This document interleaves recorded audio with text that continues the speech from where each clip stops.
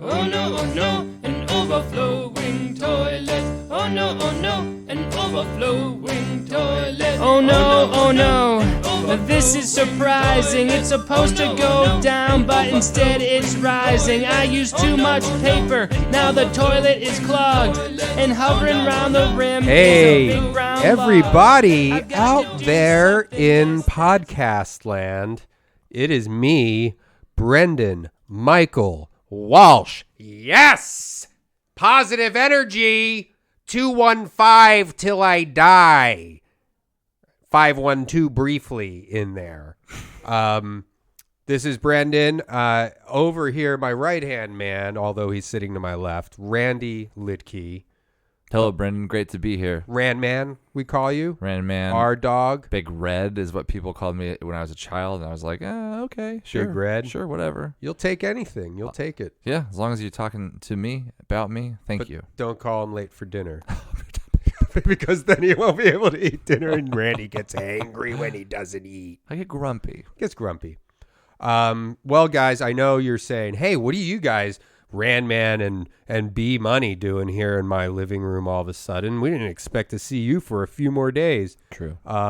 Davey's not here.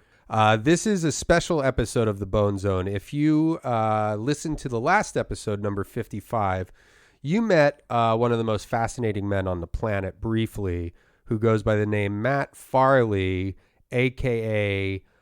Modern Media, a.k.a. Paparazzi and the Photogs, a.k.a. the Toilet Bowl Cleaners, a.k.a. the Hungry Food Band, a.k.a. the Family Party Song Singers, Don't do it. also known as the or a.k.a. Best Birthday either way. Yeah. This is Matt Farley. He's the mastermind behind the Toilet Bowl Cleaners and dozens of other bands, literally dozens of other bands that have multiple albums with 90 songs each on most of the albums. We spoke with him briefly on the last podcast, and I've become personally obsessed with his music and his filmmaking abilities. And so we called him and said, hey, we'd like to learn more about you. I assume a lot of you people would like to learn more about him. So we went and did an interview with him today. And this is an extra long episode. We could make it a two-parter, but why? You can just pause it in the middle if you want to. It's over 2 hours talking with Matt Farley, the mastermind behind the Toilet Bowl Cleaners, among other bands. Randy, is there? I'm shooting it over to Randy for the weather. Weather over here is good, same as it is over there. Yeah. I had a great time talking to Matt. I am as interested in him as you are. He's like, we discovered him because we found out that there's, basically a happy birthday song for almost every name you can think of on the internet, on Spotify and on iTunes. And this guy has done about 1,700 names. 1,700 names for birthdays. And then he took the most popular 800 or something. I don't know. The guy has two birthday bands, and they compete with each other. I mentioned those. It's the best birthday song band ever, and their arch enemies, the Family Party Song Singers. So check those out. And there's you'll hear in the podcast, but he has whole name albums where he just sings people's names, so you can get that. That always makes a real fun gift for someone. Well, I guess, we don't want to take up too much of your time. Listen to All Things, go to allthingscomedy.com. Again, this Monday, the 14th, Randy and Davey are going to be on the Cartoon Network's Adventure Time.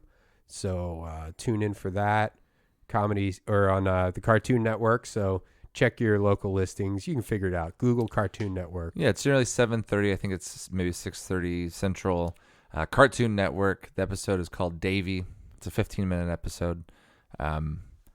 Check it out. We're super excited. It was written over a year ago. We recorded it like 8 months ago or something. Finally, it's airing, and watch it along with us at the same time that we watch it. Maybe we could do a live podcast while we all watch it. No, that'd be too much. Annoying. And also on All Things Comedy, if you got one of those jobs where you can just fuck off all day, just click around on some of the podcasts. Bill Burr, everybody knows and loves that guy, but have you listened to his podcast? If you like him, you're gonna fucking love the podcast. And that's right, I'm dropping a lot of F-bombs. Jackie Cation, I don't know if you're familiar with her, but she's got a podcast called Dork Forest, and she has a new one coming up with Wyatt Cenac from the Daily Show there. And Harlan Williams, who also has a super funny podcast. I don't know if you ever listened to that, but I had to tell you, Randy, we're listening at in the car, remember? That guy cracks me up. Remember, I used to see him doing like interviews on like Conan or whatever. Yeah. He's always like the funniest guest. So he has his own podcast. He's funny in every episode. Got his own podcast, and he's releasing a new album called A Force of Nature, due out on the 15th of January. So just the day after, here's your homework. Watch Randy and Davey on Adventure Time. Take a brief nap, then run over to your local record store, set up a tent because they're not going to be open yet. Get over there at like 5 a.m., camp out, be the first one in there, buy Harlan Williams' new album, A Force of Nature. I remember him. Oh, no, wait, that was Anthony Clark. Never mind. I was gonna quote a bit of his, but I just realized there was, I think it was Anthony Clark, where he had a bit about feeding a cheeseburger to a cow. It was just like, eat it, you stupid cow. Harlan Williams is super funny, though. Yeah, He was on Something About Mary. He was the hitchhiker. That's such a funny scene. That is a funny scene. He's just speaking gibberish. Yes. He's in a lot of movies. Yeah, he's hilarious. And Sam Tripoli's The Naughty Show will be live January 17th at the Hard Rock Casino in Las Vegas. So if you're in Vegas, you got nothing to do, go see The Naughty Show. Sam's not only a really funny guy, but he has like naked ladies and stuff. Yeah, he gets ladies, and they're always like they're naughty and they're porn stars. Yeah, they're experienced ladies. They know what they're doing. They've been around the block, but like a sexy block because none of them are ugly. Nope. So this next episode of the podcast is kind of a departure. This is more Randy and I are just kind of taking a back seat to the most fascinating man on the planet, Matt Farley. So we're not really goofing around too much. We're just doing a straight up interview style show. So look out, Mark Maron. Watch your back because I think what did you think about my interview skills? Very good. This is the very first ever Bone Zone interview podcast. We've never really had an interview. We've never done a straight up interview. We've had guests, but Yeah. I don't think we ever learned anything about any of the guests. No, we didn't want to. We had Penn Ward on. All he did was screaming in the microphone Like a cowboy. like a cowboy. And then who else do we have on? Doug Pound. Nobody knows what he does. Nope. Johnny Pemberton, Roy Scovel. Yeah, none of those were interviews. All right, so this brace yourself, break it up into parts on your own. But this following podcast is the Bone Zone's first interview with the super talented, super interesting, always hilarious Matt Farley. Enjoy, everyone, and buy his music. To wipe until there isn't a hint of brown. Here's what you ought to do midway through. Before it clogs up, flush it down. Well, I've been plunging with the... All right, so here we are. We have Matt Farley, the creator of Modern Media and about a zillion bands. How's it going, Matt? I'm feeling real good. How are you? Doing good. Me and the Rand Man are here. Hello, Excellent. Matt. Hello, Matt. Hello. How are you? Very good, very good. Good to hear. So as we covered in the last podcast, we covered a little bit that we had discovered you in November. We discovered your birthday music, followed by the toilet bowl cleaners that we discovered 2 days ago. And then we got you on the phone, and it wasn't, I listened back to the podcast later, and there were just so many other questions I wanted to ask you. But when we initially got you on the phone, it was, when your only exposure is your music that we just discovered, I thought, we could possibly be phoning a super crazy dude right now. Yeah, And, absolutely. Yeah. I mean, you could. No offense, obviously. No, but I'm aware. it would. Yeah, it wouldn't be the craziest if you were living in a basement with, your grandmother or something, and in Right. your 50s. So after watching and listening to way more of your work, and speaking to you, we realize you're not a bad crazy, at least. Right. So we have a ton of questions. I watched your movie, Freaky Farley. I watched that the other night, and I got to tell you, again, full disclosure, when you described it as the best worst movie, that's a hard thing to pull off. So I was a little, not that I thought that it was going to be bad, but I was like, okay, we'll see what this is all about. And I got to say, you pulled it off perfectly. I mean, that movie, everything about it was done well. Nothing was too obvious or over the top or predictable. And I thought it was a great job. Thank you. Yeah, I think the trick is a lot of people will try to be bad and purposely do campy acting, but we coach everybody to do the best they can. It just turns out that none of us are all that good. You know? Yeah, I could tell that a lot of them didn't have to try to act bad. They were doing probably the best they could, almost. Yeah, and that's wonderful. I think that's charming, whereas the other way is annoying, I think. Yeah, completely. And how did you assemble the cast and well, I guess first things first, what was you had the idea for the movie, which is, do you want to explain the plot of the movie? Yeah, I play a young adult who's been tormented by an oppressive father for years until I snap, go on a killing spree. And during that killing spree, I happened to have bumped into a bunch of monsters in the woods, and years later, the monsters are back and killing a lot of people, so they free me from the institution to save the town. Right.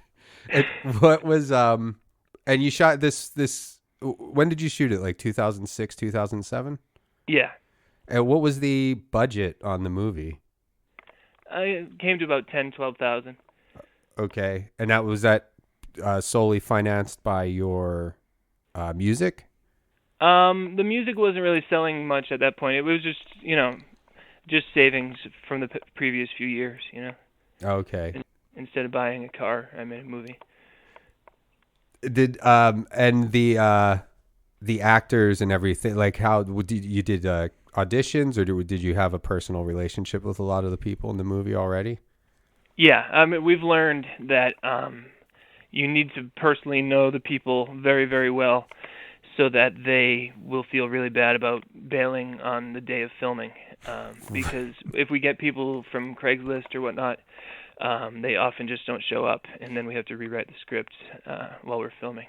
Yeah, that's yeah. So it's friends, family, coworkers, anyone that we know will show up, pretty much. Who did play your dad in that movie? I thought he was great. He's a guy named Kevin McGee, and I worked with him for about 8 years. Okay. Yeah. His he was a co-producer or co-writer with you? No. I mean, we call him a story consultant because we were bouncing ideas off him. But it's my friend Charles Roxburgh. He and I went to college together at Providence College in Rhode Island, and we've been making movies, since college. Well, so how long did it take for to get the whole thing done from beginning to end? Yeah, it was about 2 weeks in the fall of '06, and then 1 week in the spring of '07, of just really long hours. And we were shooting it on film, which we figured out comes to about $30 per minute. Oh. So we were very much opposed to second takes. You actually shot it on film, huh? Yeah. That's so crazy. We watch with my other friend Tom Scalzo. We get together for 48-hour horror movie marathons, and then we write books about it. You can get them on iTunes. It's Shock Marathons. But when we watch these movies, we kind of take notes and find all the best cliches from these bad horror movies of the 70s and 80s, and then we put them into our movies. That's perfect. What and did you submit it to festivals or anything, or was there any kind of ultimate goal with the movie? No, I mean I think we submitted to like 2 or 3 festivals, but festivals tend to go for like artsy movies, like about a guy who cuts off his fingers and then cries or something. And our movies are just kind of silly. um, have you done the guy who cuts off his fingers and cries yet? No, I can't bring myself to. I might steal that idea. I want to Do go it. to Sundance. No, someday. you'd get into a million festivals with no problem. They love that. Would you be interested in bringing it to? I mean, I can't make any promises, but there is a theater here that does a lot of weird things. Would you be interested in bringing it to Los Angeles and doing a screening of it at some point? Oh, of course. Yeah. With a Q&A? Yeah, we'd do anything for sure. We have 2 movies since then that we've made as well. I don't know if you're aware of that. There was what was it called, Randy? You just pulled up one. There was one about, let's see. Oh, right there at the Don't Let the River Beast Get You, Monsters, Marriage, and Murder. Yeah. In Manch Vegas. Yeah, those are the 2 others since. What's Manch Vegas? Manch Vegas is the nickname for Manchester, New Hampshire, and that's where we do a lot of the filming. Oh, is there gambling there? Is that what it is? No, it's more of a making fun of the fact that Manchester's the highlight for nightlife in New Hampshire, but that's not saying much. Oh, okay. Is there which ones are you doing are the newer ones? Are they available on YouTube as well? No. I think we're having there's a company that is supposedly releasing the River Beast movie in a few months. It's our first time working with anybody like that. We don't know what that means necessarily, but that should be out in some capacity later. The Manch Vegas movie, if people email me, I would send them a free copy. Oh, okay. What's your email? moturnmusic@hotmail.com. All right. Yeah, I'll be emailing you for a copy of that. I'll watch it later tonight. Cool. Yeah, I'd be honored. Yeah. We don't have to be honored. Come on. You're the most talented guy we know. Yeah, I mean, basically, my promotion is I leave DVDs on the sidewalk everywhere I go, and the best thing that happened about that was I was in Rhode Island. I left a Freaky Farley on the sidewalk, and then a few months later, a fraternity at Brown University invited me for a screening with them, which was a lot of fun. Oh, that's cool. So do you like how many DVDs do you have to buy like in a month? I make up like a batch of 1,000 and then give those away over the course of a couple of years. Okay. Yeah. So you just do it all at once. You burn a whole bunch of DVDs. I use a company to. Okay. That makes a lot more sense than my idea. What do they go for? About like a bucket DVD? It's like if you get 1,000, it's like $1.75 per disc. Wow. So that's still a little bit of an investment. Yeah, I mean it's a labor of love for sure, but luckily the music actually makes a little money, so the music can pay for my for the movies that then make nothing. So at least I'm even. Well, and that's actually not to dismiss the movies, but which they're great. Well, the one that I watched is great so far, but that's why we're talking to you in the first place, is because of the music, which is it's just mind-blowing how prolific you are. I'm just going to run down a list of some of your band names. Okay. Well, we have Moe's Haven. Is that that was the quote-unquote real band. Okay, so that was like the original, the first band that you had? Yeah, and we were just making songs because we felt like it wasn't as calculating. Mm-hmm. And how many people were in that band? 2, me and Tom Scalzo, another a friend from college. Okay. But I mean, we put a lot of time and effort into it. We have 24 albums on iTunes, and we think we loved our stuff, but eventually we learned that the only stuff selling was the occasional song we wrote about food or celebrities or any kind of weird thing. Like Poop or something like that? Poop. We had 1 or 2 Poop songs. And those were like really popular. And again, they weren't even hits either. I just mean instead of earning 0, those songs would earn $2 or $3 a year, which was exciting. Yeah. Is there we were listening to a little bit of Moe's Haven. Can we pull up a clip of that? Yeah, is there one that stands out to you that you liked from Moe's Haven, Matt? Oh, I mean, what do you have handy? You have everything. Everything. I mean, if you want to play one of our serious songs, Tin Roof Tap Dance is kind of cool. Okay. This is not it, is it? No. It's called Stay With Me, this one. Here we go.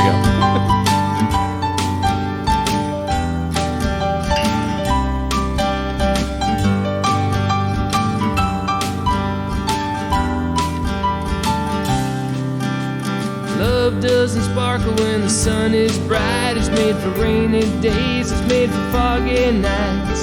Backyard porches and burned out Fords, out-of-tune fenders playing jangly chords. I know I promised that I'd take you to France, but in the meantime listen to this tin roof tap dance. So it's a little more serious than the music. Oh, shit. Yeah. It's kind of just a straightforward singer-songwriter type thing. It's a little bit different than the Dingleberry song. Slightly. So that's okay. So you have 24 albums of Moe's Haven. Yeah, and I might as well add, in 2006, our theory is if you write 500 songs, maybe one of them will be good. 2006, we forced ourselves to do a 30-minute album every day for the entire year. Oh my God. And then each month of that year, we took the best songs from that month and released an album. So you can see we have an album called January all the way through December. So there's how much material just never got released? 365 minus 12, whatever that is. Yeah. But and then a few weeks after that, I had an 8-day listening party where I didn't leave my apartment for 8 days, and I played all 365 albums consecutively. Oh my! 32 people came during that week. And they stayed the whole time? No. Holy crap. There were long stretches where it's just me listening to myself. I do that. I re-listen to the podcast, but yeah, not that aggressively. I'm my biggest fan for sure. Yeah. Well, I don't know. Me and Brennan are pretty big fans of you right now. Yeah, I don't know. We might have to have a fan off at some point. So, like, how long? So, with Moe's Haven, was like the first few albums all pretty serious singer-songwriter, and then with the occasional sprinkle. No, silly. we were all. It was more for some. We go wacky. We can't help but go wacky. And I guess our ultimate goal was to get to the point where we could make songs that seemed straightforward to most listeners, but we thought were funny, though, sort of. Mm-hmm. I don't know if we achieved that goal, but it was always some wacky stuff. I mean, Pickle Sandwich was one of our early songs. Mm-hmm. And then was it while you were in that band you realized that the silly songs, you said that the silly songs were getting more attention, so then you changed focus, like, right after that band? Yeah, well, I mean, it wasn't, we were kind of winding down. Tom, we didn't live close to each other, and Tom got married and was having kids, and so we didn't have as much time. That'll put a damper on your 30-minute album a day for a year plan. Yeah, I'm calling him, like, come on, we got to make albums. What are you doing? And he's, feeding the baby. Yeah, kids are like the ultimate excuse for getting out of everything. Yeah, but I mean, we had a good run, and we're going to do another album when we're 45. That's been decided. Oh, yeah, okay. So, that's insane. Not just one, though. Just one album? Yeah, it's going to be called God Told Us to Make One Last Album. So, okay, so you started with Moe's Haven, and then right, yeah, and so when we were winding down, that's when our iTunes kind of started to get more popular, and that's when we noticed that we were having a few sales, and so I just did it on my own. Not that I was breaking away from the band, but we just weren't making music together. What was my question? Was it the next band? Was it something specific, or was it all scattered after that? I did Paparazzi and the Photogs, one of those because I knew the celebrities, and then I did the Boston Baseball Band because I knew that people love the Red Sox. Yeah, that's so genius. And this is what I was going to ask about about Moe's Haven. Have you ever done any live shows during your whole career of making music? Well, Moe's Haven has done 2 live shows. We did a Battle of the Bands in college, and then I used to mail just CDs to coffee shops just to give it to them. Mm-hmm. And we got an email from a coffee shop in Wisconsin, and they said, "Will you guys play here for $25?" And we said yes. And so we drove 2 days to Wisconsin and performed in front of about 10 people. And Wow. then drove back. And they gave you the $25, or did they? Yeah, plus we earned about $6 in tips on top of that. It was great. Did you stay the night there, or did you just turn right around? We slept in the back of my minivan. It was great. Yeah. Oh boy! So you've only played 2 live shows as Moe's Haven. Have you played live shows since? I do an occasional open mic comedy show where I'll do maybe a poop song or 2, but very, very rarely. Okay. Where do you go for the open mics? The Shaskeen in Manchester, New Hampshire. It's every Wednesday night. It's got a good show. It's one of the few open mics where there's a crowd of people who aren't just comedians, so it's kind of cool. Oh, that's good. Yeah. I was actually just in Rhode Island. Mhm. I forget the name of the club, but that was that's terrible. Start a sentence and not know the information that should be in the sentence. Well, our comedy connection. Oh fuck, I don't know. in Rhode Island. Well, it's in it's in Rhode Island, which I don't know. I think I know the place you're talking about. It's on the other side of a bridge, is it? Maybe? Yeah, it's like in Yeah. an old bank. Yeah. I don't know what it's called, but I went to school there, so I walked by it a bunch of times. Yeah. Well, if you ever get a wild hair up your ass, I'm sure they would appreciate what you do there too. They do. Yeah. like a I late don't know. night- I mean, it's just the concept of sitting at a bar for 3 hours to perform for 5 minutes versus making 20 songs. I'd rather make 20 songs at home.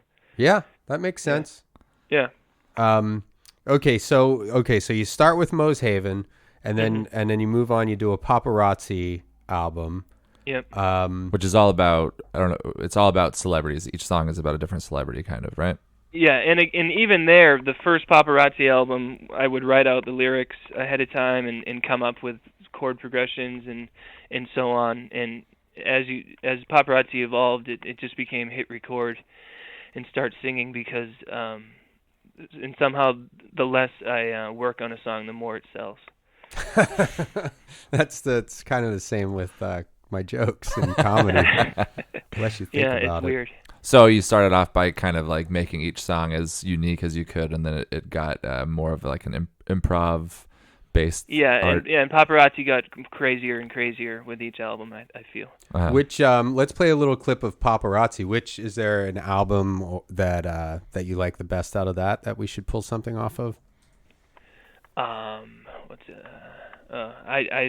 I don't know. That's a good question. Okay, well we'll just pick. Well, it. let's But I like- mean, I have 2 albums about comedians, so that's always fun. Yeah. Well, it looks like some of them are like older looking, like 2007, 2008. Those are your first ones.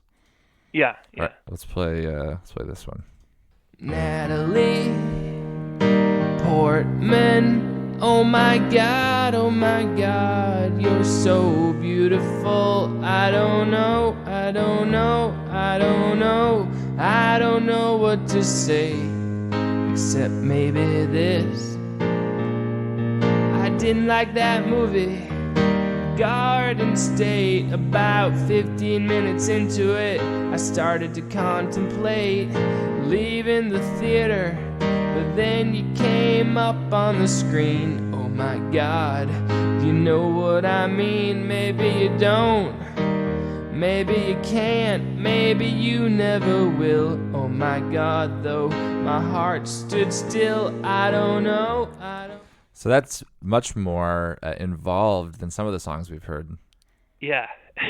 So that was like very early paparazzi. And what was that song called? It was called Natalie Portman. Oh, okay. That was from an album called Dream Girls. Yeah. So every song is about, I assume, a dream girl of yours. Yeah, just popular actresses. Yeah. Cool. Oh yeah, because then let's see. Let's pull up a newer paparazzi. Oh, and man, just an there's so interesting many to story choose here. from. I don't mean to be distracted, but I have I'm doing a show in Aspen, Colorado on Thursday, Yeah. and my manager he texted me right before the podcast and said, "Hey, any special entry music request for Aspen? Like when you enter the stage, you know, a lot of people have like Kid Rock's "Ba with the Ba" or something." And he was like, and usually I've been coming out to the Game of Thrones theme, or at least I was up through the summer, but now I feel like it's not really that relevant because it hasn't been on for a while. So I replied to him the songs that I would like to come out to. The first one is Brendan Walsh is a Stand-Up Guy by Paparazzi. Want me to play it? And yeah, well, no, actually, let's play this next one. And then the second choice was the Brendan song by the guy who sings your name over and over. Oh, nice. And I said, I'll pick one when I'm there.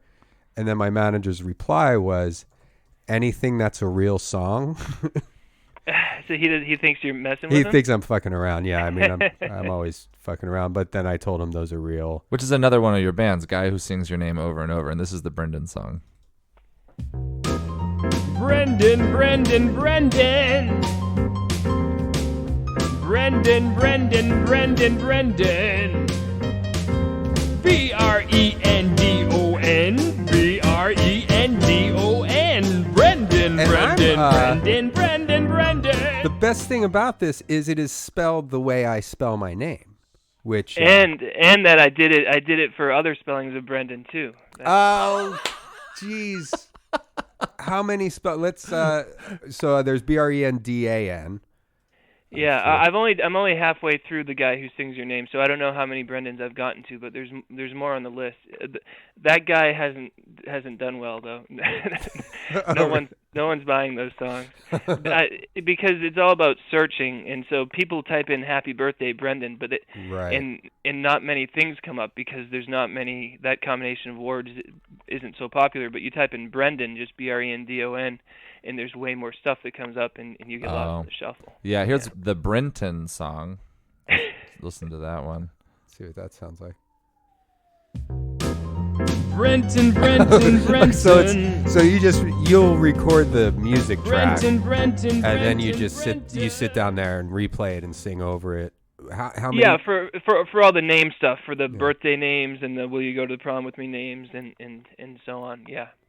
So even like with the birthday names, you re-sing every song with the different, like you don't record the thing and then just leave a spot where you can insert the names. Yeah, I feel like people would know that's happening, you know, and also I want to say the name as many times as possible so that when people are listening to the clip, they'll actually hear that the name's really there. Yeah, it's probably easier. It's probably faster to just redo it than sit there and try and cut and paste everything together. Yeah, the worst though is when you get to the minute mark of the song and then you like burp and you have to go back to the beginning again to redo it. That kills me. Have you ever had a burp or something that just kind of fit and you left it in? Yeah, for sure. And I'm not even positive that I don't even check some of the songs afterwards. So for all I know, "Happy Birthday, Bobby," midway through the song, I call him Mikey or something. You know? Well, that's how we actually discovered you. Is we had a podcast where we it was all of our birthdays. We acted like it was all of our birthdays. Yeah, I listened to it. It was great. And and so we just kept searching "Happy Birthday," and I was like, I think we were like, oh, it's Mick Jagger's birthday, and then I found "Happy Birthday, Mick Jagger," and then I was like, oh man, there's one for everybody. That's so smart. Like I never thought about that. And like, do you know if are you like the first person to think of that? No, I saw there were others up there, but not as efficient. Those songs were more kiddie, kind of like little kid songs, so I figured mine might be a little more fun. Yeah, and I remember the Brendan one specifically. When I try to explain to people, like, no, there's this song, and it's not the real Happy Birthday song, but you do say the name a lot. Like in the Brendan, it's like Brendan. Like it's over and over and over. Let's pull up one of those. Let's do Randy. We'll do the birthday song for Randy. All right. Is it the Family Party Song Singers? That's one of them, and then the other one is the best birthday song band ever. So you have two birthday song bands? Correct. And do both of these bands do the singing the names? Yeah, both. What I did was the Family Party Song Singers did 1,650 names, and then I took the 800 best-selling names and wrote a new song and made the new band to compete with the Family Party songs. Okay, so the Family Party song was first. Yeah. So you're like the Walmart of novelty birthday songs. You like you take over that format and then you compete with yourself and shut one of them down. That's correct. What are some of the highest? What are the most popular names? Do you know off the top of your head? No, I don't know I don't know. Yeah, I could look it up, but I don't know off the top of my head. And is that the most lucrative of your music? Well, if you write something topical that might sell a lot for 2 months, but the good thing about the birthday songs is they're solid, you know. They're timeless. Yeah, exactly. Okay, well let's listen to Randy's birthday because it is Randy's birthday. Oh, nice. Oh, you want to listen to Randy's? Yeah, let's listen to a Randy birthday song. Okay, hopefully that was one of the more popular names and your second band sang it. Oh, I hope so. I would think so, yeah. Which one was it again? Not the Family Party Song Singers. And the other one is the best birthday song band ever. Oh, I don't think it made it to that cut. Oh, man. But that's sorry. okay. We'll listen to this one. Today is your special day. You get to eat all the cake that you can fit in your tummy and hang out with your friends and play. Everybody sing it. Happy birthday. Happy birthday, Randy. Happy birthday. Randy. Happy birthday. Happy birthday, birthday, Randy. Happy birthday, Randy. Happy birthday to you. That's so that's the first birthday band? Correct. Yeah. Okay. I like that. I did look at I looked into purchase. I wanted to purchase everything you have. Wow. And but I can't afford it. It would just cost I know. thousands of dollars. Have you ever thought about putting together is there any kind of package? I mean, there's probably not a lot of. You're not thinking of this as an overall, musical library, really. I mean, not maybe that's not the way to put it, but you're more interested in, it's like seeing what hits and just throwing as much spaghetti against the wall.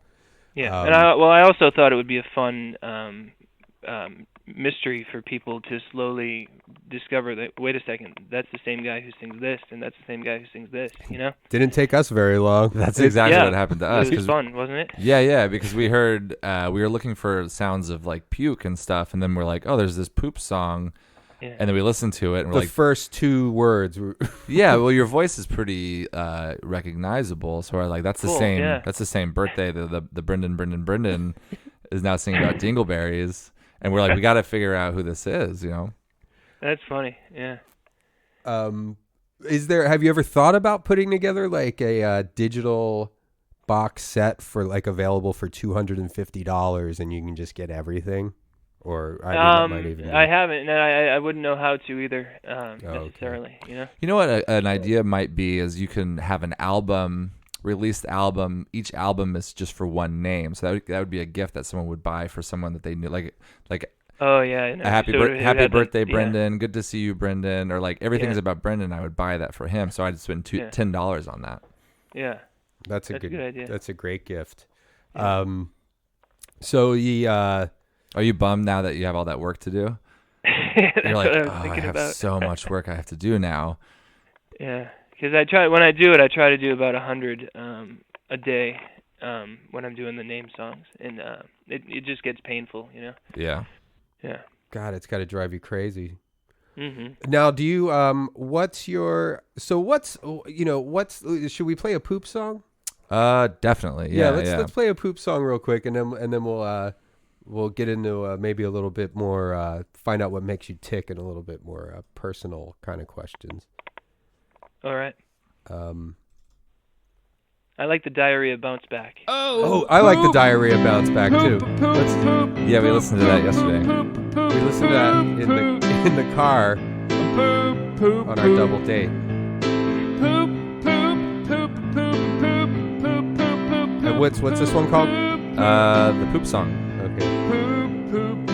And let's. When And the diarrhea shoots fast from your butt. Once it hits the toilet, it bounces back up and it stains the bottom of your toilet seat. And it also stains your butt cheek. It's called the diarrhea bounce back, bounce back. It's called the diarrhea bounce back, baby. It's called the diarrhea bounce back, bounce back. When the poop comes out with so much force, it won't just sit nice in the toilet, of course.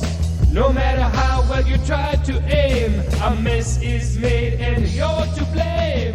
It's called the diarrhea bounce back, baby. It's called the diarrhea bounce back, bounce back. So that's the diarrhea bounce back for everyone out there. And yeah, for those of you listening along, most of you are probably on a computer. So just go ahead to iTunes and type in the toilet bowl cleaners. And I believe that's what I started with. And I think you have 6 or 8 albums of the toilet bowl cleaners. Yeah, it's 7 or 8, I think. Yeah. Yeah. So that's like right there when, when I was inspired right after I watched your movie. I was like, you know what? I got to support this guy. I'm just going to buy everything he has. And then right there, I was like, well, I can't. I'm going to start by spending $80 on the poop songs. This is going to really run into a lot of money. But yeah, well, if someone has $80 and all they want to do is buy poop songs, like, we can help you. We know where you can do that. Yeah, it's good. I mean, a lot of bands might have 1 or 2 poop songs, but no one competes with the toilet bowl cleaners. I like how you refer to each band as like a separate entity, rather than Matt.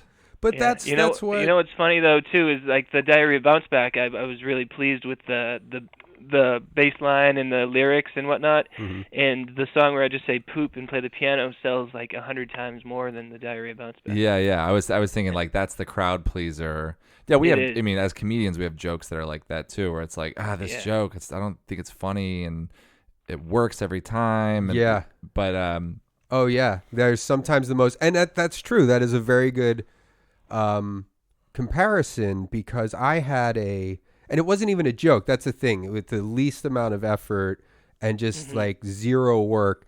One night I went on stage because I had gotten it twice in 1 week where somebody told me that I resembled one of the burglars from Home Alone, the Daniel Stern character. And I went on, somebody had told me right before I got to the place where I was performing, and I was like, some lady just told me I look like one of the burglars from Home Alone. And everybody in the crowd just completely lost their shit because they're like, oh, yeah, that's kind of true, I guess. Yeah.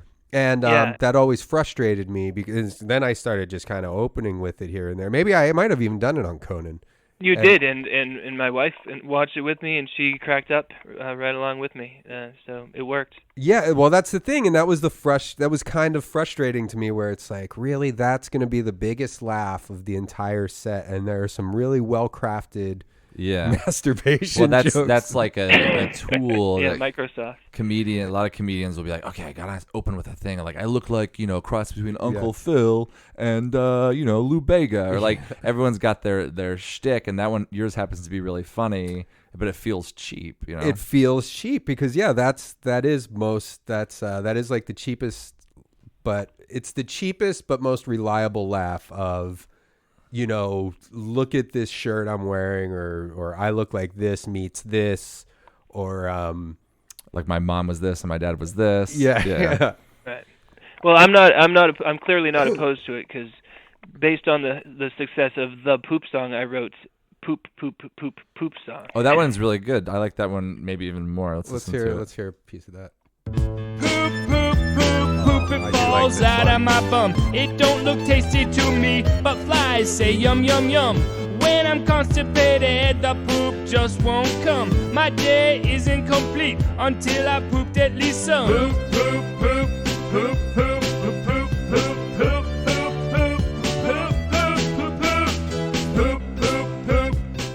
I like that one a lot. I like that Thank a lot. You. Yeah. Flies say yum yum yum yum. Yeah, that one I was like, today I was trying to tell someone about that song, and I knew that the flies said yum yum, and I had to backtrack and be like, okay, what did he rhyme it with? So I had to and it's a little bit of it's a concept album because later on in the album we have "I Love You Like a Fly Loves Poo," so it's like Sgt. Pepper's, yeah, or like a Marty Robbins album.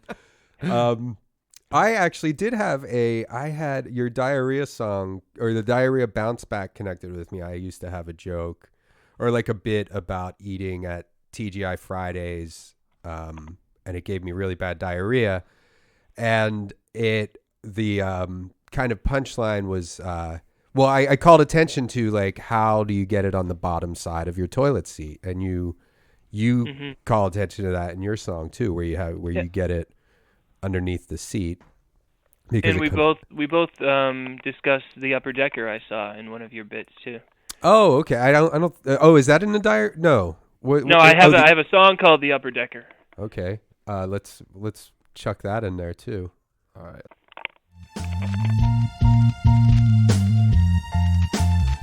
Oh, I like this. You're bored in your heart, you're bored in your soul, because your poop always winds up in a bowl. You're feeling sad, you're feeling blue, you need someplace new to put your poo. I'll give you some advice, I need no thanks. The coolest place to drop a load is in a tank. Sing it. It's called the upper decker. It's called the upper decker. It's called the upper decker.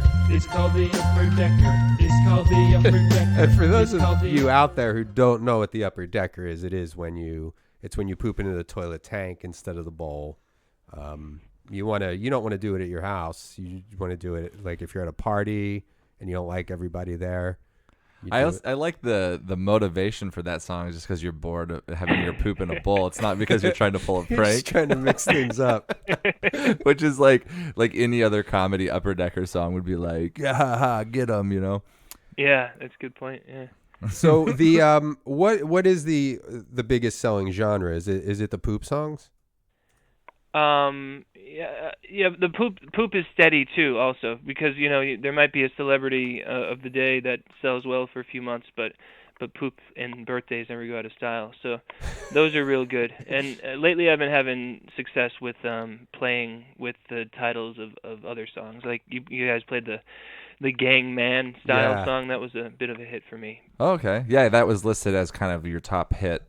And was your thinking in that is partially your thinking, because you're very shrewd with this, you really know what you're doing, and were you thinking like, oh, somebody might misspell it and accidentally buy my song, and there's no refunds on iTunes, right? I think there are, but I hear it's difficult. But you looked into it, okay. But it's the complete opposite of artistic integrity. It's pure. Ooh, I bet people are accidentally typing in Gangman. Yeah. Let me give them a song for that. But I also hope that the song is at least fun. My hope is that they accidentally type it in, but then listen to it and say, "Wow, that's funny." Yeah. More so than accidentally buying it.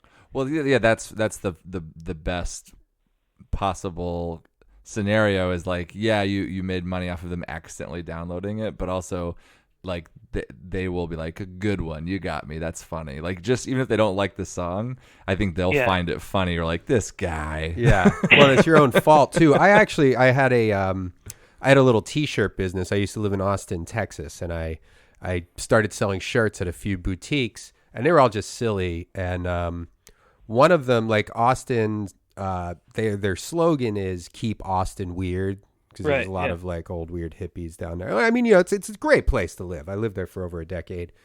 But one of my T-shirts, I copied the logo of Keep Austin Weird, but I just changed Austin to Autism. And they were in a boutique, and they stopped selling them not because they thought it was in poor taste, which I was on the fence about. A friend of mine really kind of hounded me into doing, and I was like, well, what the hell? It's easy to make a shirt. Yeah. And so I put them there, and they were selling okay. But then the lady that owned the store said, you gotta take these out, because people are buying them thinking that it's the Keep Austin Weird shirt. Like, they just glance at it, it's the right font, it looks exactly like the shirt, and then they get it, at home, or they show it to someone, and they're like, why did you buy that? And then they would go in and want to return the shirt. That's funny. And I think they had a no return policy, because it was like all handmade. Like, it was like everything was locally made. So they made me stop. What's a I feel bad. I feel bad sometimes. I hope I don't want to be just not that I don't want to have people buy it accidentally. So Right. it's more just getting them that way. I have one called "We Are Probably Never Ever Getting Back Together," which is fun. Let's hear that. I was obsessed with that. Do you have anything for the Carly Rae Jepsen "Call Me Maybe"? Yeah, I have two. I have "Call Me Maybe," "No Pressure," and I have another one called "Maybe Carly Rae Jepsen Should Call Me Sometime." Oh man, well, you got to listen to these. I was obsessed with that song and Never Getting Back Together. All right, here's the "We Are Probably Never Ever Getting Back Together." You treated me like a piece of crap throughout our relationship. You're a very mean person, and you were not nice to me. I'm sick and tired of you, and I do not want to be with you anymore. We are probably never ever getting back together. I am not just some kind of doormat that you can walk around on. I am a human being, and I need someone to treat me nice. Therefore, I have come to the conclusion that we are probably never, ever, ever, ever gonna get back together. If you become a very nice person and you go through therapy. So that's what's it called? We are probably never ever getting back together. And that's by the Passionate and Objective Joker Fan, which is another one of your bands. Yeah, and he just sings about music and singers. Yeah. Okay. Oh, okay. I want to do a whole album of songs about rock critics. I think that would be fun. Oh yeah. It would be fun for the rock critics, I think, if they're just searching their names and then suddenly they see a song in which I talk about specific reviews they've done. That is a great idea, and you know what you should go for too, because you see there are a lot of these movies that just look like garbage, and they just flash, amazing, and the writing's really small of who the critic is. You should do some about like these phony ass, because it's always like Jan Stapleton from the Miami Underground Tech report. Right, because they know if they write a positive review for a bad movie, then they'll get their name up on a trailer. It's brilliant. Yeah. I think there is a guy. I mean, I'm sure there's a few of them, but I do remember vaguely a few years ago where there was one guy who was called out specifically because every review he did was for a shitty movie. It was a glowing review for a shitty movie. So we could track him down. I respect that guy. That's right up my alley. I guess, yeah, he's like the film critic version of you. He's a niche. He's found his niche. So what's the okay? So did you grow up in Massachusetts?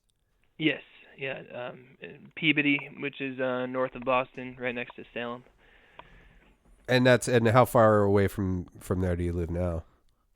Oh, now I live in Danvers, which is just the next town over. But I was living in New Hampshire from the previous, from 2000 till 2010. Oh, okay. And what's the so what was your childhood and everything like? Were your parents are your parents still together? Were you raised by? Yeah, a very, very good, stable childhood. Parents together, both teachers. I went to Catholic school, and nothing, no trauma. Siblings? Yep, older brother, good guy. What does he does he do anything artistic, or is he just no, he's a teacher. He plays sports. He thinks poop is very funny, so he was, he and I would joke about poop growing up, and definitely he was a target audience for the Poop album. Yeah, as did me and my brother. And I think that's, everybody thinks poop is funny. Oh, yeah, you can't help but laugh. That's a great field to be in. But the reality of poop, though, is not funny. Like, I like the idea of poop songs and singing about it and stuff, but once, like that Two Girls, One Cup or anything, I didn't even watch that, but I know what it's about. Like once you get visceral with it, then that's a whole different. I don't even use necessarily all that raunchy language anyway. It's pretty PG for potty humor. Yeah, everything's pretty upbeat. Did you so regular parents, brother, did you go to college at all or Providence College in Rhode Island. Oh right, you had said that. Did you graduate? Yep, 2000. And what were you focusing on there? English. Okay. And are you a teacher too? No, I work in a group home for teenagers, kids who've been taken out of their home for usually because they're not going to school. Okay. Yeah. And what's your position there? I'm a supervisor there. I work 3 days a week over there. I've been doing that since I graduated college. But I worked to the point where the schedule gives me the time to do music the rest of the time. Okay, and is anybody in your professional life aware of this alter ego, the thousands of alter egos? And yeah, I mean, I was at work when you guys called me on Thursday night, so I had kids like pounding on the door, being like, "I need a towel so I can take a shower," and I was like, "Hey, I'm on the phone with Hollywood right now, please." Well, we are going to do everything in our power to make you the biggest star on the planet. So. Yeah, is that like originally you probably just enjoyed making music, that's why you got into it, but is there like a goal in mind? I mean, obviously I would, the more people listen, the better it is, for sure.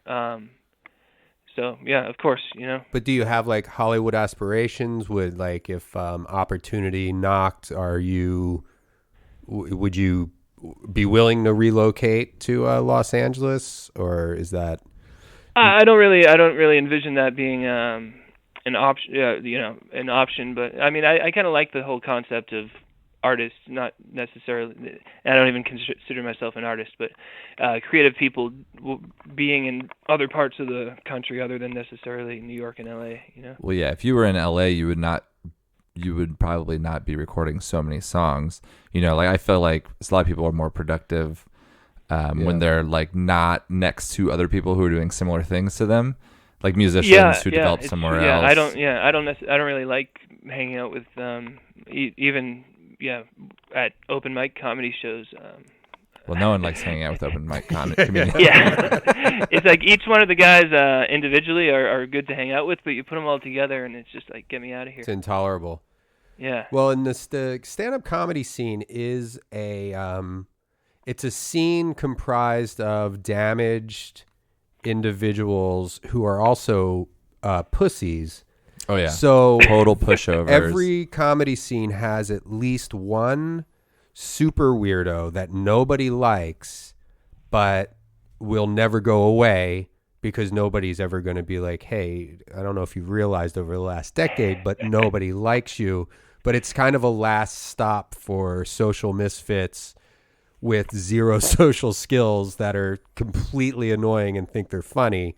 And they always find the stand-up comedy open mic scene, and that's it. They at least have a group of people that they're going to be around once a week and be accepted by some. I'm sorry to interrupt, but no. I didn't used to listen to podcasts until maybe 2 years ago, and I had been just dabbling in the open mic scene in New Hampshire, if you call it a scene. Mm-hmm. But listening to professional comedians discuss their hang-ups and concerns, I was like, oh man, the professionals are just as as crazy as the low levels, just on different scales. You know what I mean? Yeah. Well, I mean, yeah. That's funny. They all start there. It's just funny, like when you hear about a feud between real comedians, and then I'm like, oh, that's almost the same feud between the two guys who do open mic on Wednesdays. The two guys who do the tape recorder ventriloquism bit or whatever. It's beautiful. Yeah, it's a really unique, weird scene. I mean, I've never been super immersed in any other scene. I mean, I kind of dabbled in music and on the East Coast when I lived back there, I was friends with lots of bands and in Austin as well, and visual artists and stuff. But from what I've seen, stand-up comedy is one of the goofiest, most damaged, socially retarded scene out there. Yeah, it's comedians and like porn stars. Yeah, that's true, and there is a lot of crossover out here with pornography and comedy. I mean, it seems that there are a lot of people that I mean, I know a handful of people in the porno industry, not from seeking it out. Yeah, that's fascinating. Yeah. Yeah, it's weird out here, man. So anyway, yeah, I'm happy to be in New England. We make all the movies here in New England, and if ever I could churn out music in the basement and have that make me as much as average person doing a 40-hour-a-week job, I would consider that climbing Everest. Yeah, that is really. I mean, that's an awesome goal to have, and I think that's something that you'll surpass eventually. And as we talked when we talked to you the other night, you did mention that you are married. You got married in June. Yep. Congratulations again. Thank you. How long? What's the So what's the whole story there? How long did you know your wife? Is she in any of your movies or anything? Yeah, we started seeing each other when we were filming the second movie, Monsters, Marriage, and Murder in Manch Vegas, and she was very camera shy. But as one actress after the next bailed on us for a certain role, we finally forced her to do it, and it went well, and she got a bigger role in the next one, and I mean she's stuck being in the rest of them now. So she's got to be she's got to be so awesome. I mean, to I don't want to say tolerate, but I mean no, of course, very unique... she is. And is she and I try to hold back. I mean, it's not, my instinct every time. I've been in the basement all day. She comes home from work. I'm gonna be like, wait till you hear the songs I made, but I have to just kind of suppress that. Oh yeah. Is she in Freaky Farley? No. She didn't make it to the big one. Well, that was before that. But also, if you wanted to be like, hey, listen to all these songs I recorded all day, it would take a whole day to listen to them. Yeah, she hears plenty. She was listening to this interview until about 10 minutes ago, and then she'd had enough. Does she crack up to some of the grosser songs, or does she think that's immature? Oh no, she likes it. She cracks up. Okay, good. Yeah, I mean, she'd have to. Okay, she's out of town. I've got to record these poop songs. And what does she do for a living? She's a dental lab technician. She makes dental implants. Oh, porcelain. Wow. That's her main thing. Is she from that area too, from New England?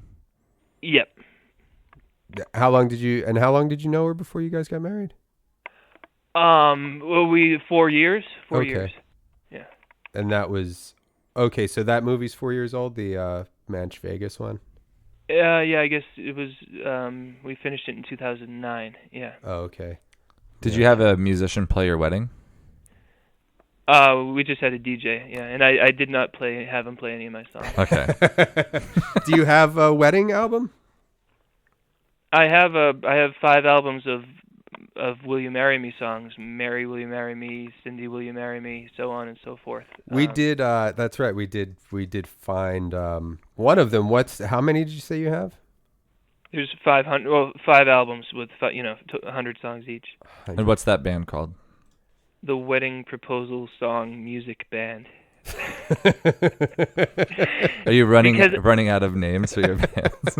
Well, it's calculating because I just think maybe people will type in wedding music or proposal song, and so I just try to get those words in there. Yeah. But that album is a flop also. No really? Kidding.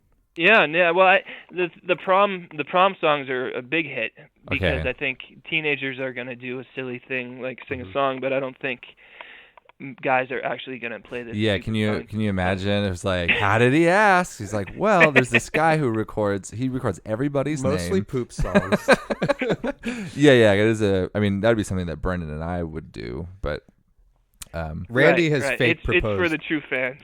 Randy fake proposes to his girlfriend all the time, or at least that was like something you were doing last year a lot. Yeah, I used to propose to her at like comedy shows. What's her name? Chelsea. I'm going to play it right now. Okay. Okay, here we go. You got to turn it up, bro. Hey there, Chelsea, will you marry me? Please, Can we get her on the phone? Chelsea, will you marry me? I'll be the happiest guy you'll ever see if you'll agree to marry me. I talked with your daddy, told him. So nobody. So yeah, those I'm in the red for those albums. Now, what's the? I mean, it's mostly just it costs you time. These albums don't. Yeah, cost anything are you to familiar produce. with CD Baby? Oh yeah, of course. That's what I use to release it, and they charge you like $50 an album. Oh. But usually, I make that back in a month or two, and then it's good. Yeah, you just have to sell like 5 or 6 albums to get that back, right? Yeah. Let's go down the list here. How much do you did say in the text that you have all night, but can we keep you for a little while longer? No, I could. Once I had a friend who wanted to do a documentary about me, and he was interviewing me, and he fell asleep during the interview, and I wore him out. Oh, okay. Well, that's perfect. I mean, that's not our goal with the podcast fans, but I think we'll have this sprinkled with enough music to keep everybody listening. Right. We might have to do, we'll go back to the poop songs, but I'm just going to rattle off. This is the names of all of your bands. Feel free to interject if there's anything that, a funny story or anything, or anything you want to say about them. But I'm just going to go down and read them. And there's literally, it's probably about 100 listed here. So we have, we already talked about Moe's Haven, Paparazzi, and the Photogs. The Passionate and Objective Joker Fan, which I'm really interested in that name. How did all that come about? That I don't know. The first album I did was all about Bob Dylan, and he has a song called Joker Man, and so I thought that guy was only going to have one album, and so he's a passionate yet objective and funny fan of Bob Dylan. That was just okay. You see, I thought it was the Joker from Batman. Yeah, I was thinking that too, and I just thought it was a weird guy. Okay, so we have the Passionate Objective Joker Fan, the Toilet Bowl Cleaners, which obviously we're familiar with, the Singing Animal Lover. Yeah, he's doing well. He's good. Oh yeah, that is a good one. People like animals. I'm running out of animals to sing about, but he's got 2 albums with like 80, 90 songs per album, and they're pretty successful. Are you yourself an animal lover? Do you have any pets? We have a dog, but my wife wanted it much more than I did. But what type of dog is it? It's a cockapoo. Do you have a cockapoo song? I don't think so. No, I don't know for sure, but I'm sure I could go into deeper into different breeds, but I'm not sure if that sells quite as well as I love my dog. Yeah. That could cause some problems between you and your wife. Next argument. Wait, have you ever been in an argument and she's like, "Well, you haven't even written a song for our cockapoo." Throw that in your face. Oh, you have 180 songs about animals and not one's about ours. So would you say you're not really an animal guy then? You don't really... I'm very much not an animal guy. And you'll see later in the list there's the strange man who sings about dead animals. Right. Yeah, we'll get to that. Should I play an animal song? Yeah, let's play an animal song. Is there any that... is there any that you would want me to play? Well, again, the big hit is the llama song where I just sing the word llama over and over again. But that's not where your heart is. Yeah, where's your heart? If that's a big hit, everybody's already heard that one. I like people look like their dogs sometimes. Oh, okay. That's good. I listened to some of that the other night.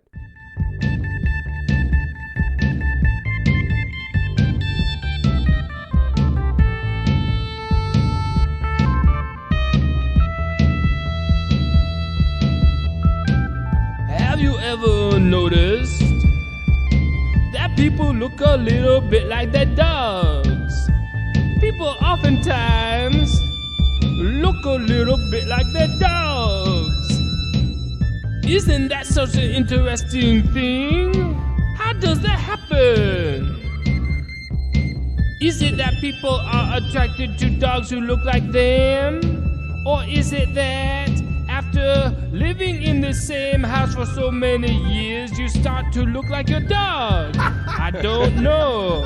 Someone ought to do a study on it. Now, has your wife taken offense to that? Does she resemble your dog? Not yet, but I think it comes with time. Okay. Like if she comes in with a perm or I don't even know. Yeah, well, just over the course of years, when you live with anything, you start to resemble them. So I just think we've only had the dog for 2 months. Oh, okay. So is it a little puppy or? Yeah, little puppy. Oh man, I love puppies.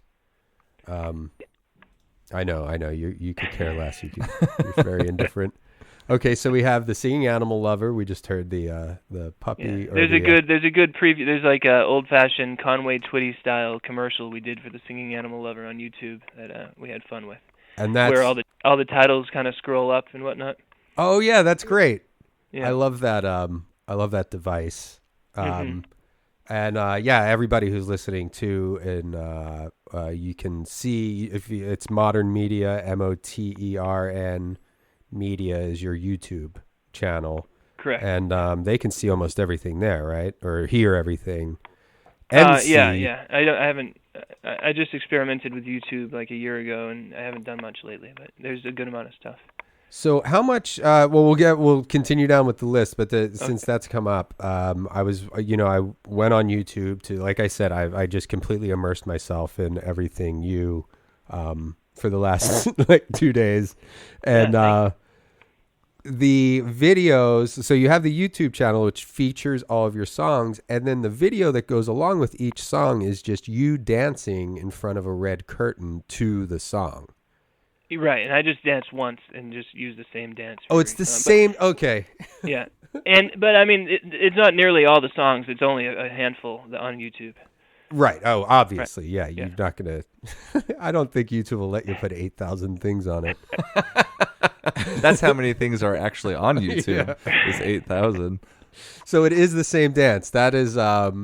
It goes. I have my songs aren't very different one from the next, so it works for all of them. Yeah. I gotta say, I'm kind of pleased to hear that, but equally disappointed too. If you delve deep enough, you'll hear that I cheat from time to time and use the same music background for different bands. I feel sad to say, but it's true. Well, this is a full disclosure podcast. So yeah. It is Breaking very news. confessional. We're always 100% honest. Okay, so we have the singing animal lover, the singing film critic, which okay, so this is just one character who's a film critic who sings criticisms of films, I suppose. Yeah. Just each song is my opinion of that movie, and it did okay. It made its money back, but definitely not enough that I'm doing a follow up anytime soon. And when you say it made its money back, it made the $50. Yeah. Okay. Yeah. My goal is just it's like if I have 500 albums and each of them make me $50 a year, then that's pretty cool. I'll take that, Right. So if it makes $50 profit over, they'd have to make $100, right? Yeah. The film critic's probably done a little. He's past the making. He's made a little more than 50 at this point. So it's pretty cool. Is there a track on there that's closer to your heart than others? What's a good one? Citizen Kane's good. Okay.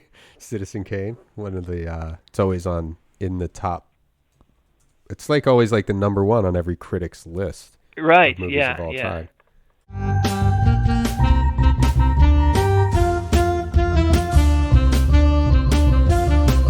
When you're ranking films, leave a spot at first for Orson Welles' attack of William Randolph Hearst. It's called Citizen Kane and it is quite great. I give it 8 stars out of 8. Largely ignored upon initial release, now it is considered a masterpiece. Orson Welles, we're so proud of ya for practically reinventing cinema. With all of the money and all of the fame that came with. So now is this now that song, is that just completely you have the melody in mind or whatever, and you sit down, do you sing and record the music at the same time? I mean that I had to lay down the bass track and then lay down that great saxophone track and lay down the drums. I mean, I obviously wrote out those lyrics ahead of time. So, okay. I mean, it's like a 45-minute process for that song.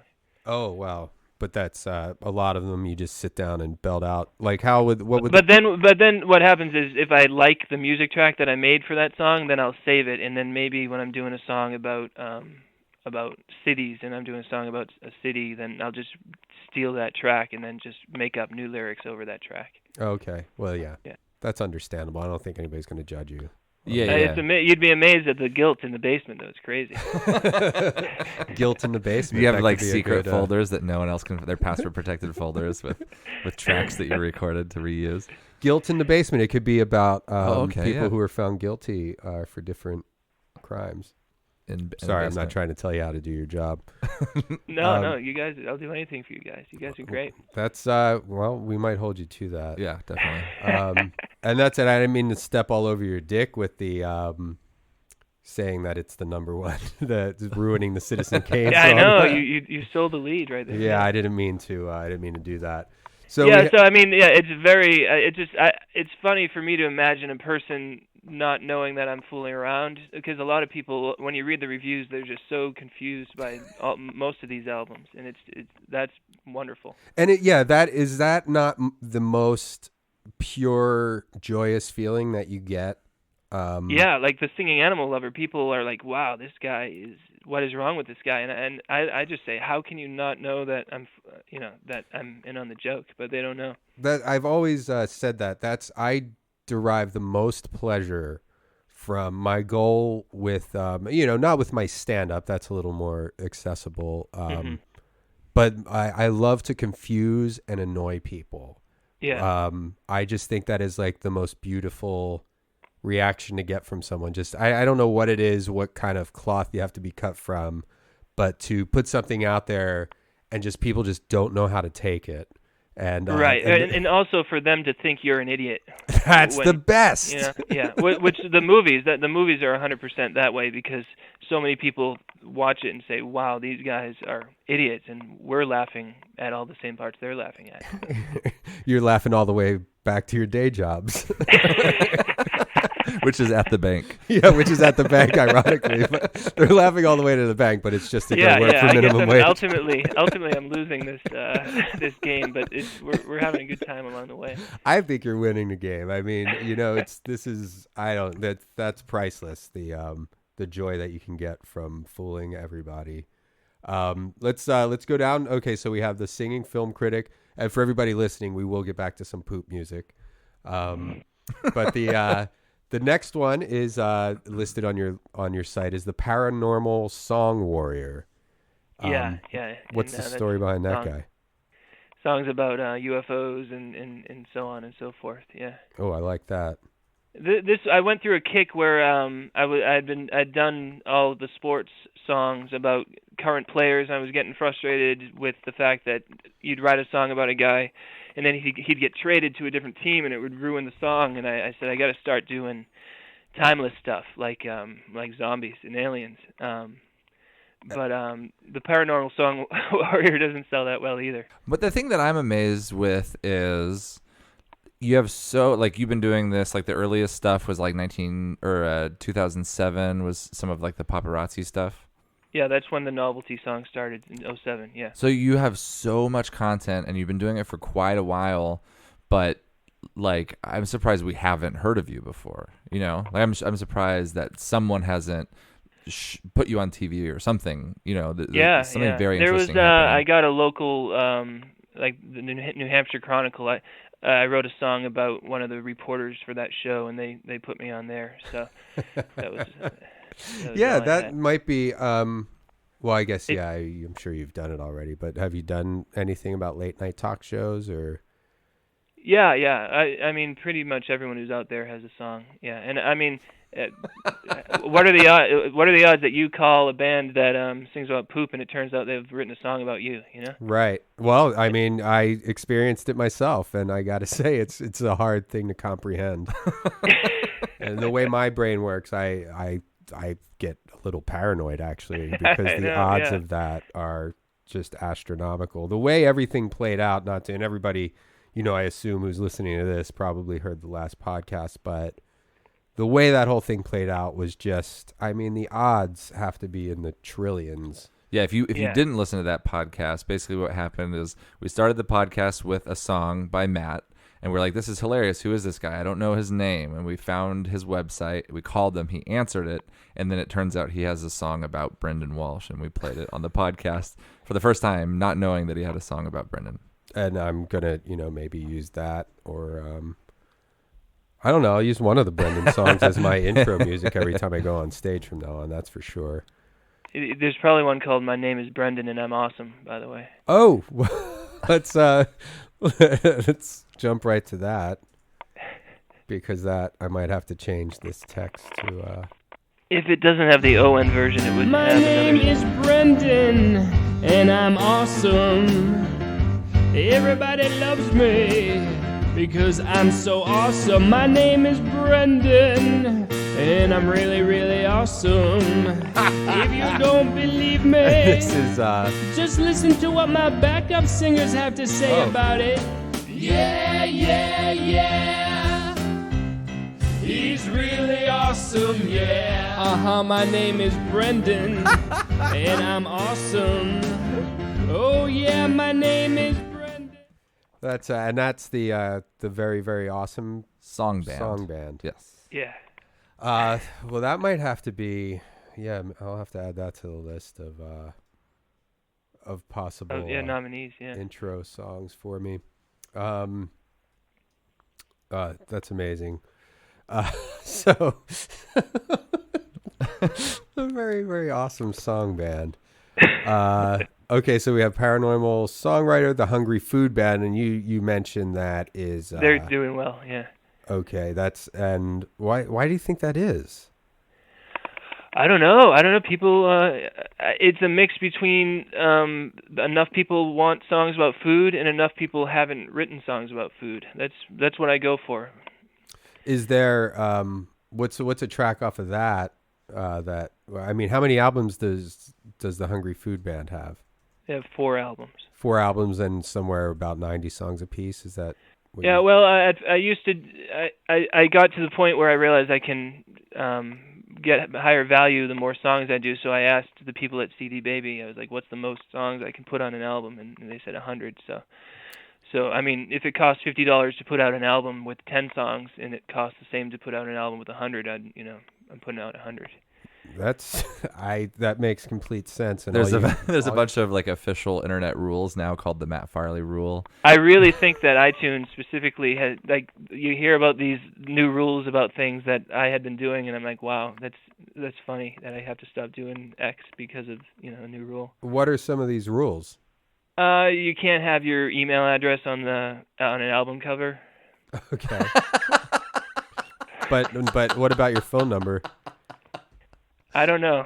I don't have my phone number on the cover, but I sing it. It's part of the lyrics of songs. Well, and I saw it's at the end of your movie. It's listed at the end of your movie. Right. And Yeah. it's, Yeah. listed at the end of some of the paparazzi. Well, that's another thing we'll have to get into. The paparazzi just monologues that it seems to be On least YouTube. like a few dozen of. Oh no, there's like 150 of them. That's I why think. I didn't want to. I assumed that it was probably in the hundreds, but Yeah. I've been exposed to. I'm new at all this, so. I've only And been then that exposed was, to- I thought to myself, I'm like, look, if I can make money off the songs, what if I made YouTube videos? If I had 1,000 videos making me a little bit of money, that'd be great. But 200 or so in, I realized it wasn't happening, and I was spending a lot of time that I could have been making songs, so I bailed. It's tough to drum up YouTube views. It really is. Yeah. Yeah, and again, the poop ones are by far the best viewed ones. Mm-hmm. That's I also like that everything that becomes too time consuming, you're like, well, I could be making songs. You're never like, I could be hanging out with my wife. Yeah. Well, I mean, I've got I figured out the work schedule. I can work 40 hours over the course of 3 days, and then that gives me a lot of weekdays free when she's working, and I can get it all done then. That's true. Yeah. So you so you'll just you wake up, grab a cup of coffee, and go down to the basement and start churning out songs, and then when your wife gets home, it's dinner time, and you guys hang out. And yeah, and occasionally if I feel guilty over the lack of output during the day, I'll be like, look, I got to put another hour downstairs. I'm sorry. she's usually understanding. Yeah, she'll watch Home and Garden Network. Okay. What are you guys living? What's your living situation like? Do you guys have a house? Do you own a house? Do you Yeah, rent? it's great. We lived in a condo previously, and so there were 4 other people in there, and I was in the basement, and without question, everyone else in that building could hear me singing, and it was I wouldn't look any of them in the eye because I was so embarrassed about it. But and I couldn't sing too early or too late, so now the output is even getting better at the new house. Oh man, that's when did you guys move into the new house? November. Oh wow, so this is all new. Wow, that's got to feel so great. What's your newest album? I'm doing a 3rd birthday band. It's the birthday band for old people, and I'm going 1,700 names. Like Pearl Happy and birthday, Maud and... John! You're getting old. Oh, you're getting old. Yeah, I think maybe young people will buy it for their parents and whatnot. I hope. Yeah, you know what might, and again, you know, I'm not. You obviously know what you're doing, but what about benchmark birthdays? Like 40 is a huge one. My mom actually suggested that, and I'm going to do it for. I'm going 1 to 100. Yeah, I'm going to do that next too. 1 to 100. Yeah, but not for I'll everybody's just use name. the same melody, just happy 1st birthday, happy 2nd birthday, and so on. You know. Yeah. It's a day. But not happy 1st birthday, Carl. Happy 2nd birthday. Oh, how Carl. funny would that be? Yeah. I mean, that would probably take care of the rest of your life right there. What's 1,700? That'd be 170,000 names you would have to. Yeah. You Or could. Yeah, I 170,000 tried one songs. where I do a ringtone for full names. I did like John Smith, you have a phone call, Uh-huh. and then I did it for every other Smith, and they didn't sell it all, but I was prepared to do Just go as through the many phone book. full names as possible. Yeah. Jeez. I would be like, I got nervous just thinking about that. Like if I was like, oh, I have to go do that now. Like I have a hard time showering on my days off. Like I have a hard time like accomplishing one thing during a day. What's today? Is today the 13th? Is it Friday the 13th? No. It's Saturday. Saturday the 13th. Saturday. Which is still like, Saturday I think the it's like 12th. still pretty scary. Well, no, but I was saying you're talking about showering. I don't know if this is nothing to be talking, but I think I've only had 2 or 3 showers so far this year. I can't put my finger on a third one. I know I had the one, and that took a few days. Do you have any songs about the shower, Matt? Peeing in the shower. That's a good one. Okay, toilet bowl cleaners. Oh yeah. Well, there is some crossover, too, because I noticed in the paparazzi videos, a lot of his advice has to do with bathroom etiquette. Yeah. And The paparazzi and noticed that the toilet bowl cleaners are doing well, and he decided. He jumped on their bandwagon. He's trying to horn in on their action. Oh, here's one about washing in the shower.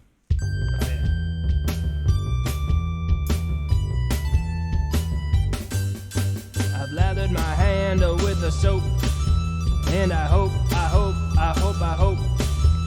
that when I'm finally done, my fingers don't smell just like my bum. Washing my butt in the shower. Washing my butt in the shower.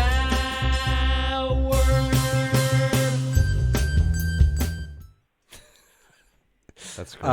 And I don't think that's a common fear. Your fingers are going to smell like your bum if you're washing it. Wait, I want to play this one because this one was one of my favorites. It's called Corn in My Poop. Oh, this is a good one.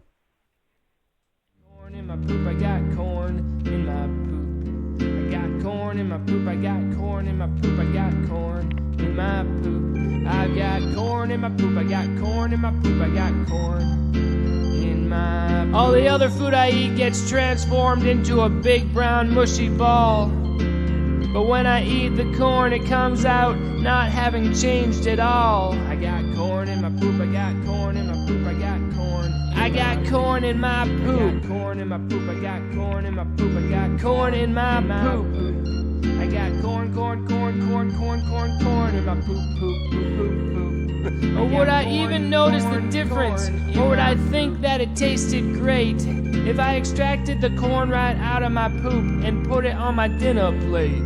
I got And that's also that's something Randy and I listened to in the car on our way to our double date. We were on the way to dinner. Were the ladies in the car? They were in the car, yeah. Nice.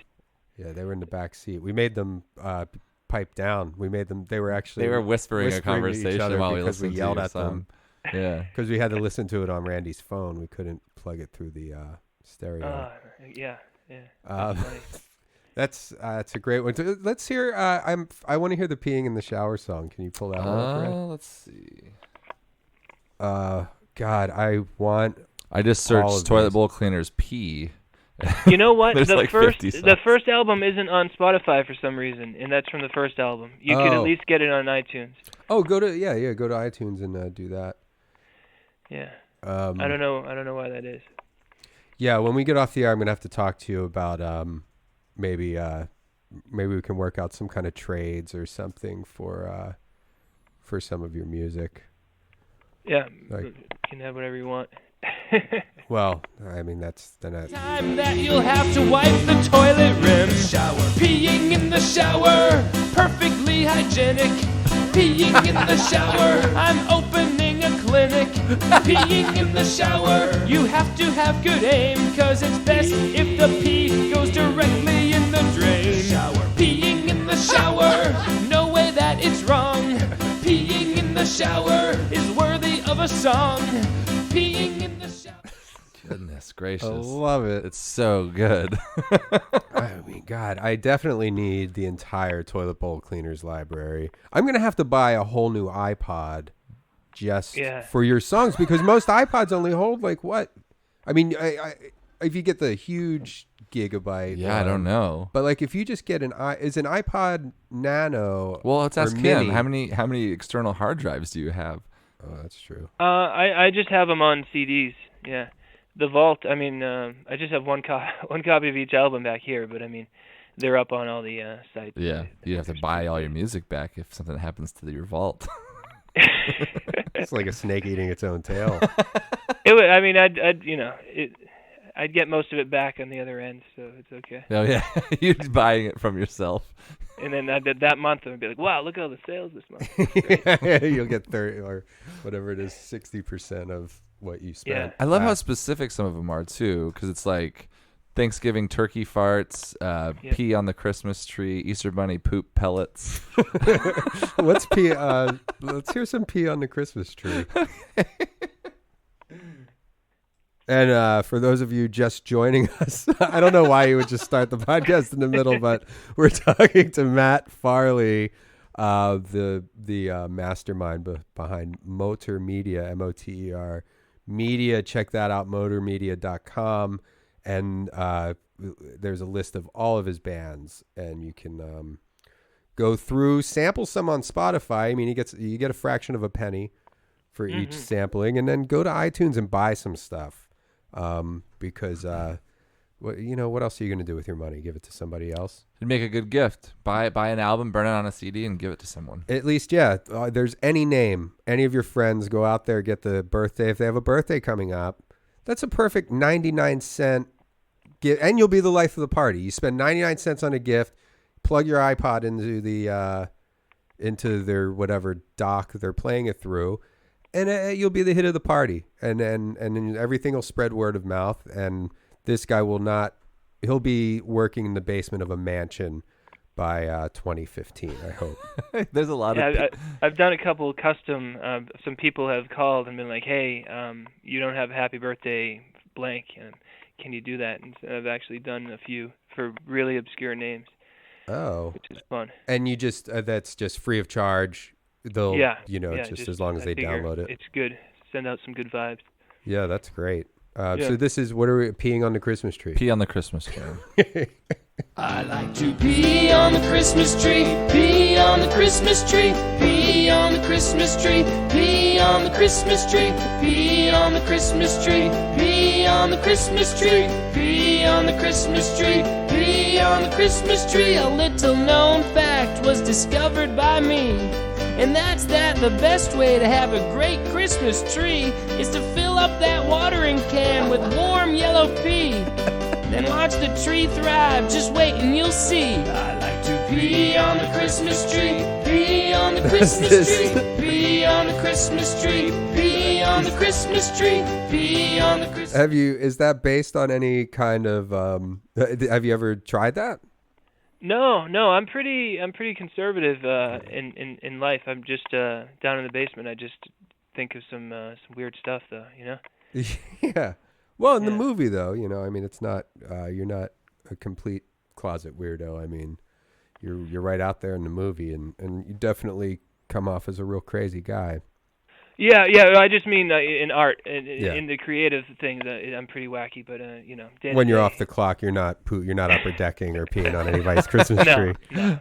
Although I do sing to the kids at the group home quite a bit, to the point where they're like, all right, enough. Are these like teenagers? Is that what you said? Yeah, teenagers have to live in a group home usually because they're skipping school or whatnot. Gum chewing smart asses. Yeah, they've been known to say your poop songs are stupid. Are you sing the poop songs to them? They hear about it just because I've been known to talk about it with my coworkers and whatnot, so it gets around. Yeah. I'm just looking at the rest of your. Okay, because we still have a lot more to get through. So many more through bands. These. Well, there's a lot of sports ones. You single out specific towns and probably write a bunch of songs about that town's sports, right? Yeah, and you know, I've learned a lot doing that, and it's mostly that northeastern towns are way more gung-ho about their sports than the rest of the country. So how does I noticed you have the Philadelphia sports band, sports band, and how does that one do? Because people are pretty crazy about sports. Oh there. Yeah, it does very well. But I mean, it also goes with how well the team's doing on a particular season too. Oh, okay. So usually, like 2/3 of the way into any season, I'll look and see what teams are probably going to make the playoffs, and then if I don't have songs about most of their star players, then I'll do a new album. Have you ever been in a fist fight? No. Okay.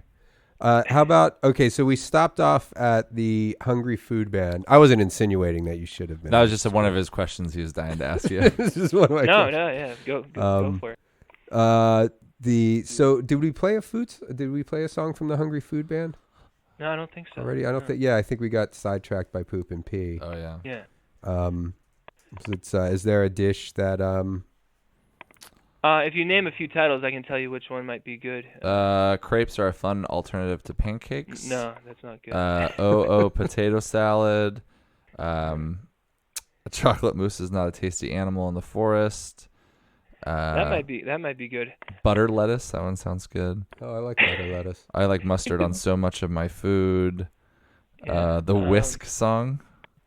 Yeah, any of those last two or three were probably safe. Let's go for mustard. I think that that sounds fun and adventurous. I love mustard. I love it so very much. I love to put mustard on my hot dog and on my pretzel. Yes, mustard. I like it on so much of my food. Yummy mustard. It makes everything taste much better. Oh, mustard!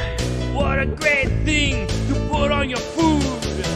I like to put mustard on my pretzels. I like to put mustard on my hot dogs. I like to put mustard on my ice cream. I like to imagine that this is a real guy. Yeah. Who's just singing honestly, you know? He doesn't realize that this is bad, you know? Yeah. I wish the Hungry Food Band was a real thing. I would love that. Yeah. Well, I mean, it is. But you know what I mean? Just guys who unabashedly love food and don't even recognize how bad their songs are. There's got to be something comparable. There's I had a friend, and actually your story isn't much different. A friend of mine, his name's Mark Stewart, lives in Austin, and he was married to a dental hygienist as well, and would also make music in his room while she was at work. And he also had a part-time job at the School for the Blind in Austin. Social services are good for struggling artists. Yeah, and he was doing the same thing. And there was a guy, I think it's called Foot Parade. It's one of the students from the School of the Blind who has a crazy foot fetish, and all of his songs are about feet. And I think it's called Foot Parade, just as a parallel to there are some real people who are. And he's just doing it from his love of feet and nothing else. Yeah, that's exactly what it is. And he's got a band. They do play out occasionally. I guess you've been compared to probably Daniel Johnston maybe in the past. Yeah. And what are some other comparisons you'll get? I mean, you guys mentioned Wesley Willis, and for sure, that's happened. It's like I got to go crazy in real life for anyone to then actually want to hear the songs. It seems. Yeah. If I was crashing planes, then people would be like, "Wow, this guy's a genius." But I can hold a job and live in life, and so they're not as impressed. Yeah, that might not be a bad idea. Is just kind of go, just wear a bathrobe for a year or something, and. Yeah, but I don't like the whole myth of the artiste anyway. So yeah, I'm gonna fight that. Well, that makes you even crazier. Yeah, they're like, this guy could sell more songs if he acted crazy. What an idiot. It's probably really liberating. I've talked with some of my friends about just going off the deep end and not actively trying to be more crazy, but just giving into all impulses. I am very comfortable in a robe, and why not kind of be Big Lebowski-ish and walk around in a robe and slippers? And did you really do the dog thing? We're gonna kill this dog if no one gets it. Yep, that's 100% true story. Yeah, that's classic. Yeah, it was a great experience. Well, it was actually disappointing because it completely backfired. I really did. Yeah. One person left a message. That's the only part that's insincere in that bit, is when I say nobody called. Yeah. There was one person. Generally, it really was 25 calls a day with people just hanging up, disappointed and sad. One person called me an asshole, though. They left a message, and I heard a guy in the background. You get the message, and then I just heard there was somebody on the line, and I hear a guy in the background. He's like, "What a fucking asshole!" And then the girl just went, "Fucking asshole," and hung up. That was the only message over to. I mean, it ran for 4 weeks, but I took it down. I took it down before, after 2 weeks, probably, because I just felt. Well, that's an extreme, perfect example of. I would read that and say, that's funny. So whoever did that isn't really going to kill this dog. This is funny. Yeah, well, and especially the voicemail, when you do hear that. Yeah. It is, come on, nobody's really behaving that way. Or if they are, they're not, I don't think they're taking ads out, with this really, with a non-existent time limit, because I had the voicemail in place before the ad even came out. So the first person to pick up the Austin Chronicle at 4:01 a.m. when it was dropped off at their bakery, and they called. The guy didn't even give us a chance. So okay, moving down the list. This one I'm really interested in. The vampire and werewolf experience.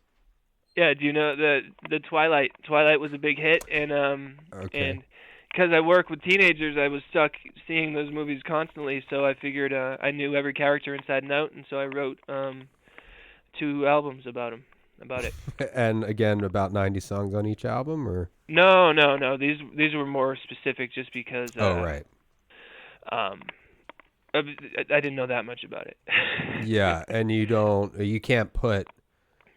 I guess you couldn't put Twilight anywhere in the title. Well, it's a lot about the actors. Well, I don't know. I mean, Twilight is just a word, so I mean, I hope. But yeah, songs about the actors and whatnot. Yeah. Have you experimented with that? With what? Just throwing Twilight, just ambiguous Twilight references that could be confused. I mean, the name of that album is Twilight and New Moon Are Good Movies. So. Okay. Yeah. I'm just looking at the band names here. Is there anything, a song that you, what should we play off of that one? We'll play a little clip. what is it? Bella, why do you prefer Edward to Jacob? That sounds good. I wonder, is there? I mean, I guess there. Yeah, you can't get in trouble for making a song, making an Well, album. you can't copyright song titles, and Oh, yeah. or I mean, there's so many songs that are called "I Love You," you know. Right. Yeah, that's true. Yeah. I like the style.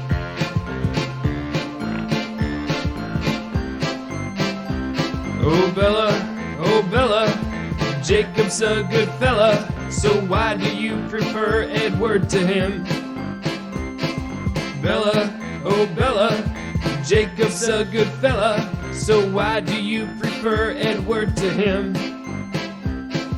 Edward's way too serious, why are you so deliriously mad for him and his pale white pasty skin? Jacob's fun and full of life, he wants you to love, but you only like... I feel bad for Jacob. Wait, is that the werewolf kid? Yeah. Okay. He's like a puppy dog for Bella, and she just doesn't pay attention to him. And she has, didn't she get pregnant by Edward? Yeah, but then Jacob ends up falling in love with the baby, so it all works out. Falling in love with the baby sexually? Yeah, he imprints on her, and they're gonna be together forever. Really? Is that how? I've never seen any of those movies. Is that really what happens? That's really what happens. Yeah. Ugh. I mean, weird. spoiler alert for any teenage girls listening to our podcast we have a huge, who haven't seen that. We have a movie. huge tween following. Yeah, who haven't seen. That's the weird thing. Our tween following They haven't seen it yet. procrastinates on seeing all the popular tween movies. And then you mentioned this earlier, the strange man who sings about dead animals. Let's tear through some of these, or not tear through them. I mean, but we have been talking for a while. Not that I could talk to you all night, and hopefully that would be fun if we did get to the point where Randy and I fall asleep. What's the most popular song about dead animals? I don't know. That's a relatively new album. I think every song on that album is great. So pick any. Okay. If Yeah, I do say so. as we go down the line, if there is anything that pops into your head when I mention one of them, just let us know which one to play. Sure, So yeah. we don't have to keep asking, or we'll just throw a dart at the computer screen, and I'm sure it'll be great. My goldfish is floating upside down in its little goldfish tank, and I think my goldfish is dead. I'm very sad about the death of my dead goldfish. It was such a nice goldfish. It used to like me very much when it was alive. There's only one last thing to do with my dead little goldfish. I gotta pour my dead think I know where goldfish he's gonna into the wind up. toilet bowl and flush it down the toilet. It's gonna be a sad funeral. Let's play another one. What's another one over there, Randy? How about this one?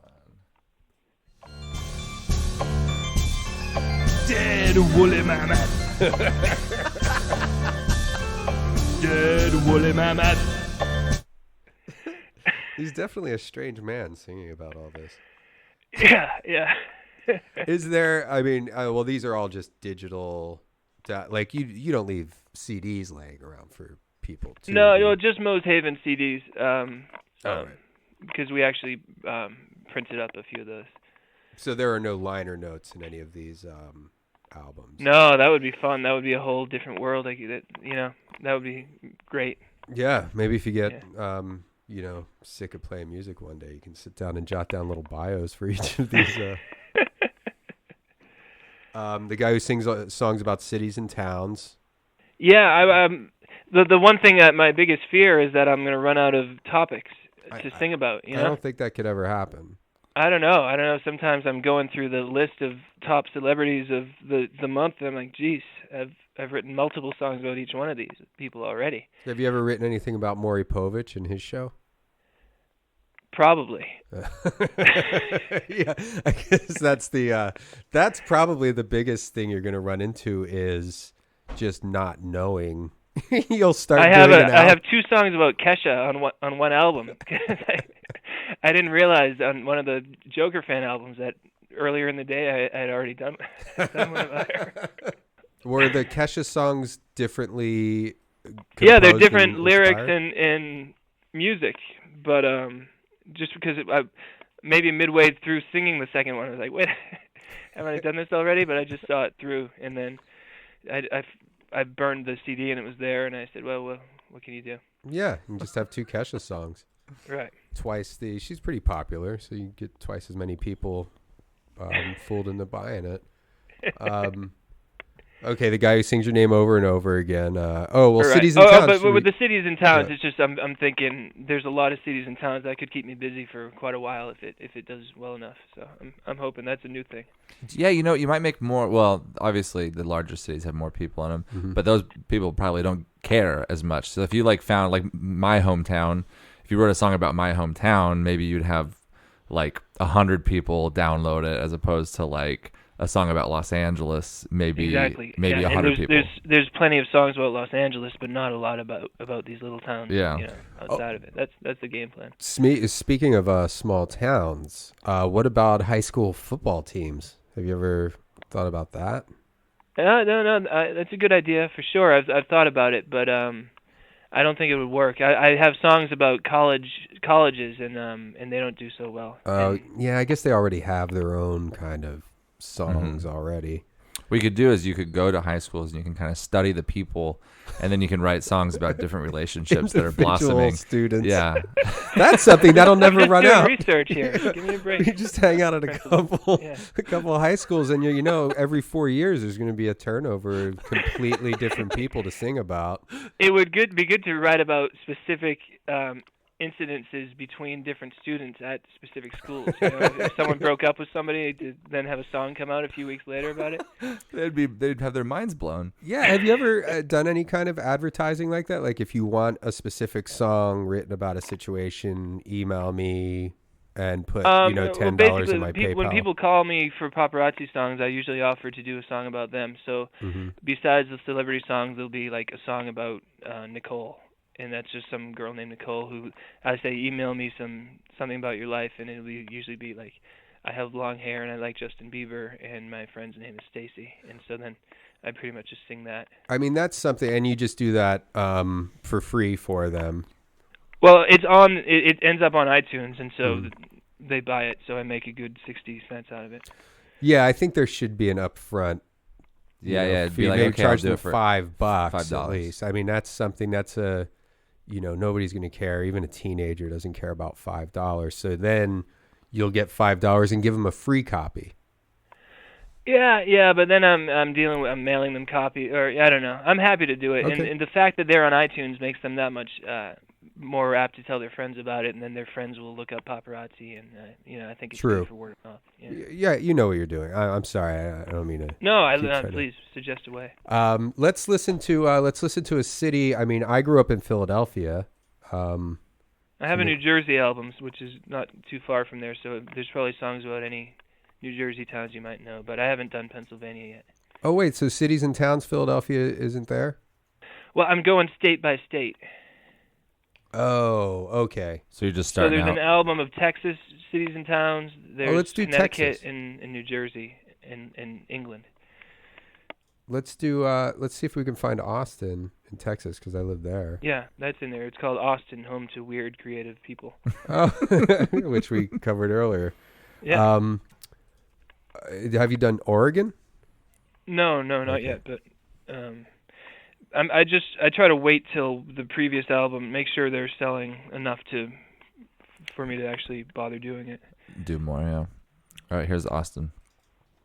You gotta go to Austin sometime because all the weird people live in Austin, and it's such a fascinating place to be.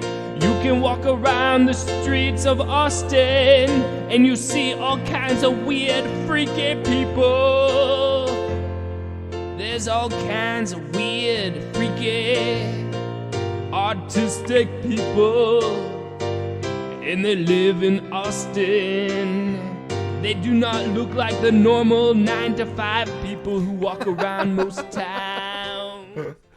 So that's the Austin sound, that's the Austin sound. That's going to be the new new theme song for Austin. I'll make sure all my friends there are made aware of that, and then again, yeah, they'll become aware of more and more of your stuff. When oh boy, Yeah, there it is. No, that's not from boredom at all. I forget what oh, right. Okay, so with the kind of viral campaign that you have going, like if somebody goes to the Toilet Bowl Cleaners on iTunes, then under recommendations, does Paparazzi and the Very Awesome Song band come up? And I mean, how do people how do they figure out that that the same guy who does the birthday album is also the poop guy? It would mostly be randomly. There's some crossover where I have the Celebrities Fart and Poop album, and some of those names are also with Paparazzi, and so those have gotten linked up on iTunes and whatnot. But otherwise, I get a lot of calls from people, and I'll often text them the link to the website to tell them, if you like this, you might like these other bands. Right. Okay. So the website is the way. I guess that's the way to go. Is just go to modernmedia.com, MOTERN media.com, and then that has everything listed there. Yeah. Randy and I had an idea, speaking of celebrities, farts and poops. Mm-hmm. We had an idea for a website, and I think we even bought the domain name Copyscats. Copyscats, yeah. So how that would work was, if someone wants to know what a celebrity's poop looked like, what we would do is we would hire a lookalike. Celebrity lookalike. And we would feed them a diet that was consistent with what that celebrity actually eats. And we'd keep them in an environment that was similar. And they would take pictures of their poop at the end. And then we'd be like, this is probably what George Clooney's poop would look like. And we could do historical figures and stuff like that, too. Like Thomas Jefferson, and just beautiful. Figure out what people were eating back then. And have them do it like in some hay or wherever. Every time I told someone that, they were like so disgusted with my idea. I think it's a really good idea. I think it's a great idea. I might still own the website. Yeah. I bought a new domain name too. Oh, is it? It's called linkdoesn't.work.com. That's good. And actually, it doesn't right now. I don't know. Work. And I still do. Maybe that's how it should be forever. yeah. It just doesn't go anywhere. Never works. And I have to Is link. it the guy from Zelda? He could be like on strike. Yeah, we could put him on there. I was never really a big Zelda guy, so I wouldn't. Yeah, his name is Link, I believe. So yeah, he could be holding he's on strike. Sleeping in or something. I have I have a problem with buying domain names that I don't do anything with. I do. Randy, I did discover the other day that I do still own gayassfaggots.com.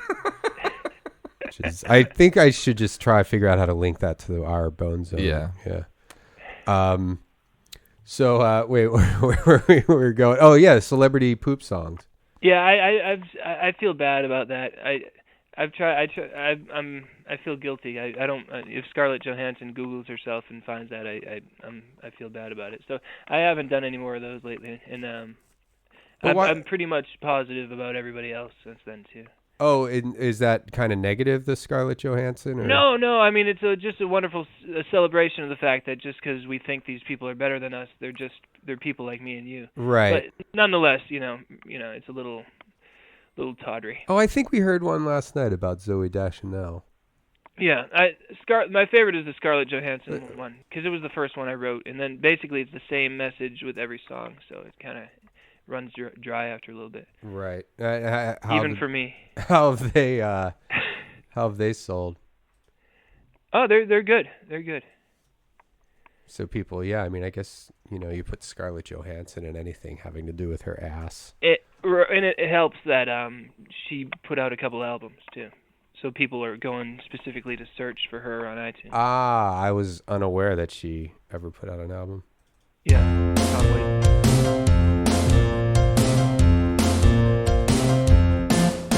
She's so pretty and she's so great, acting in movies, singing songs by Tom Waits. She is the woman of so many men's dreams. Sometimes she releases stinky steam. Oh, where is that stench coming from? It's coming from Scarlett Johansson's bum. Oh, where is that stench coming from? It's coming from Scarlett Johansson's bum.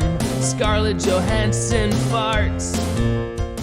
That's I think it's great, obviously, but you feel bad because you're insinuating that her gas smells and it's going to cause a disturbance. Yeah, you know, I don't know. But I mean, I'm not losing too much sleep over it. You know, it's not that bad.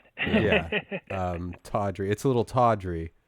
Yeah, I gotta look that word up. I shouldn't have used it. No, I think it's appropriate, but it's conflicting with, you know, I mean, to think that's tawdry and then, you know, diarrhea, bounce back. Yeah, just specifically, you know, by attaching it to someone's name, then I feel a little bit bad for a few seconds. So what's your wife doing right now? You said she was hanging out for a minute and she's downstairs. I don't know.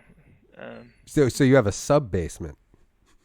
Oh, no, we have, there's 2 bedrooms upstairs, and then the main level, and then the basement. Right. No, I was just making a joke. Does she ever help you with the music? Does she ever sing on it? No, although she offered recently, because I have all the prom songs, she was willing to do a batch of girl asking guy to the prom songs for like 100 guy names. Yeah. She sounds like a real catch. Oh, yeah, she's great. Yeah, this is a match made in heaven, it sounds Oh, like. definitely, yeah. You also have the extreme left wing liberals, and then you also have the opposite end of that, the ultra right wing conservatives, which is brilliant. It's so smart. What should we? That's another one where I was like, wow, this is good stuff, and neither one sell very well. The Republicans sell better, a little better than the Democrats, but I'm not doing more albums for either one of them. Got that one. That's a good political stance. Doing both. Not doing any albums for either one of them. They didn't ask, but I'm still not going to do it. So they don't. Well, the Republicans do better, obviously, because they have more money. And, yeah, they have more money to spend on songs about them. What are your politics like? Do you care about anything, or? I don't lose much sleep about either way, but you know, I think more to the right. You're a little more to the right. Yeah. Did you make, like, in this last election? Did you focus on, did you do anything about specifically Romney and Obama? Paparazzi has a song I think about both of them. Okay. Yeah. But I had the right wing album earned the most money in 2008 with my "I'm Voting for John McCain" song. But and since then, it's global warming is a lie is a little bit of a fun one. And do you believe that? No. Okay. But I mean, it's. So you're. I went all out. On both sides. Yeah. Let's see here. Yeah, I was cracking up. I looked at one, and it was Rush Limbaugh has a great radio show or something like that. Yeah. Is that on the right wing album? Yeah. And then there's one called like "We Need More Wacko Left Wing Judges." I think. Let's play that. No, go ahead. Continue. Randy's. No, it's by the left wingers. They're like shamelessly calling themselves wacko. Okay. No, I haven't found it yet. Okay. Well, while Randy's finding that, we'll just tear through because we've kind of talked. Yeah, we're getting pretty down to it. Yeah. The Best Friends song, "Fun Band." Okay, we'll have to pull something off of that. Awesome. That has a bunch of names in it. Where it's like, "You're my best friend." Yeah, that's Brendan. just names like Bobby, you are my best friend, and so on. Yeah, that's it's amazing. Wedding Proposal Song, we've heard that, or the Wedding Proposal Music Song Band. Prom Song Singers, and that's you asking different girls to the prom. And that's fun because you can, if you Google or YouTube it, you find some pretty clever videos that random high school kids did to invite girls to prom. And they're using your music, or are they? Yeah, they're lip syncing to my song, but some of them are pretty well put together. And is that on? Oh, okay. So that's not on your page. That's just something you'd have to. How would somebody find it on YouTube? What would you search for? Just Google the prom song singers. Oh, okay. Yeah, that is something I didn't check out. Yeah. I thought about it actually last night I keep really late hours. When I emailed you this morning, I was actually still awake. That's why there was a 8-hour gap I between wondered about that. Yeah. between communications. I was gonna get into that, but then I thought, I should probably go to bed because this will keep me up until 8 a.m.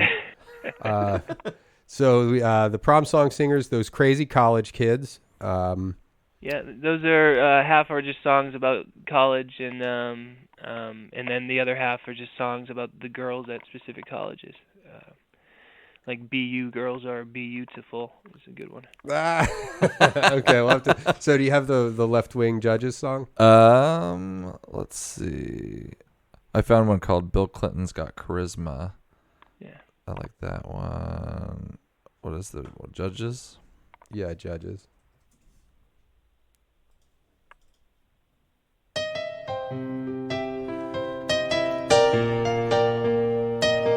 It's got kind of a Randy Newman-ish flair. Okay, yeah. Yeah.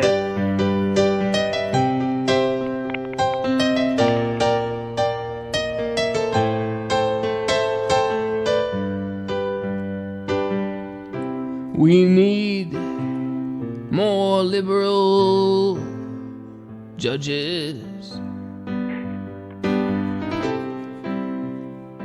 The liberal agenda will never pass through the popular vote. That's why we need to get more wacko left-wing judges appointed to high courts.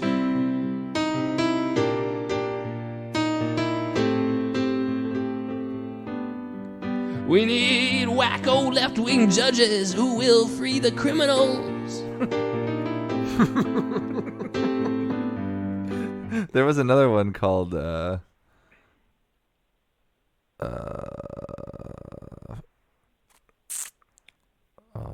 something about criminals. What's the other? Liberals love criminals. Yeah. And is that on the liberal album or the conservative? No, that's album? on the Republican side. Oh, okay. But it gets very Back and forth. it's inconsistent for sure. Well, let's listen to that. Let's check out the Liberals or Criminals. Yeah, liberals love criminals. Yeah. Liberals love criminals. Just for equal and balanced you gotta give reporting on the equal Bone time, Zone. yeah.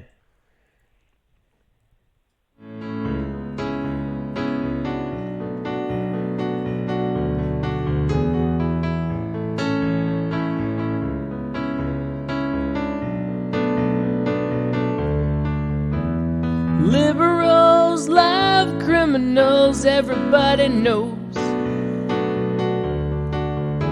They love to help them get out on parole.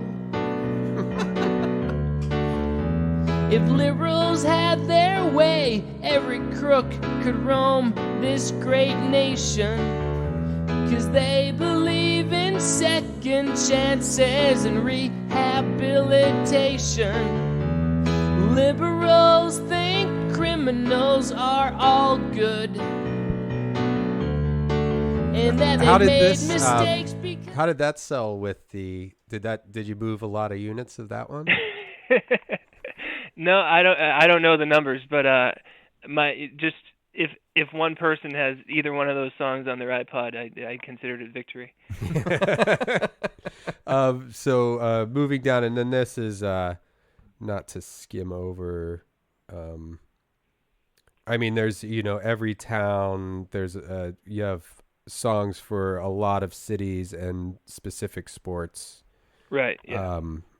Where if you're a sports fan out there listening, type in your city and the sports not band, the name sports of your band plus whatever your city is, that would do it. There you go. So the sports band, or you can also replace sports band with the name of a sport, not the name of your team. But for example, I'm looking at the Boston baseball band. Yeah, I only did that in New England though, because I know so much about the sports here. I do separate bands per sport, but the rest of the country, it's just the city and the sport. Are you in the sports? Do you watch baseball or football? Oh yeah, big Red Sox fan, Patriots, Celtics, big time. Nice. You go to a lot of games? No, maybe a Red Sox game every season, but that's about it. I like to listen on the radio and go for long walks. That's That's a dying art form. A lot of Yeah. people like to listen to baseball on the radio, though. I enjoy that as well. Yeah, it's great. There's you can't beat it. So we have the Crazy College Kids General Chord Swainer. What is that? That's actually my wife. She likes Cat Stevens. She wanted to do a cover of a Cat Stevens song, and she sings on it. Oh, well, let's play that. Is that available on? I'm not. I don't think it's on Spotify. You could get the clip on YouTube. On iTunes. Okay. Yeah, let's hear that. Well, that's great that she's so supportive and is trying to she's horn good. in She's on your creative action. too. You know, she does a lot of cool stuff. She's fun. Yeah, does she do any kind of artistic hobbies or anything? She can draw very well. We use her picture on the last Mosehaven album cover. We commissioned her to draw it, and it came out good. Oh, okay. And what about in the Freaky Farley? There were some sketches in there. Did she do those? Yeah. No, I didn't know her at that point. Oh. It was another guy who we used to do the pictures in our horror movie review books. Oh, okay. Yeah. Can't think of right words to say. Alone to tell you that I'm always thinking of you. I'm always thinking of you. But my words just blow away. Just blow away. So is there going to be any pooping in that song, or it's just No, straight it's up just Cat straightforward. Stevens? Yeah. And it's like a Cat Stevens tribute thing? Or No, he cover? actually wrote it. The song. Oh, so they're just covers. There's only one song. It's just a single. Oh, that's it. Yeah. Oh, okay. That's great. I love Cat Stevens. Yeah, he's good. Athletic sports band. Smoking Hot Same Babes idea. lovers. Yeah, let's hear some of that. That's all name songs. A girl name is a smoking hot babe.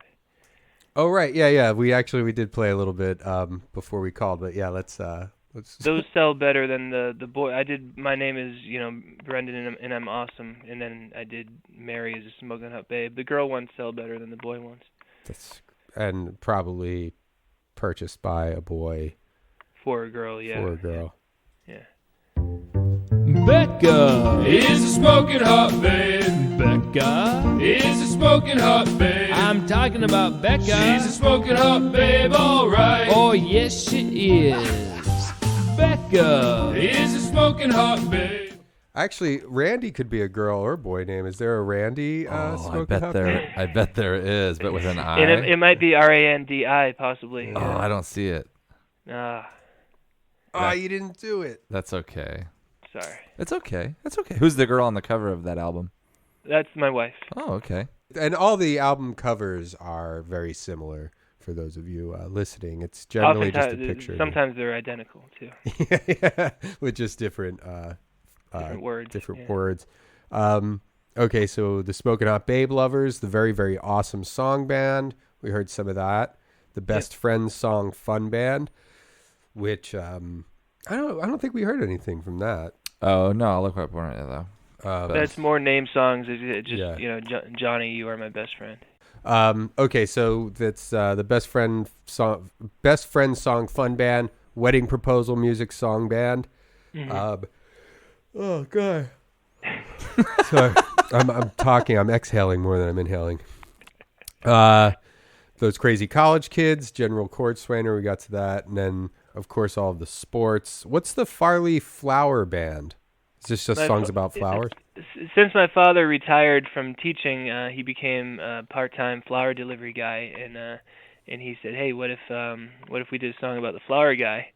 And I said, "Sure," and wrote one about. And then he sings on the flower guy song. But then I figured if I'm paying the money to put this one song up, I might as well do 80 songs about flowers too.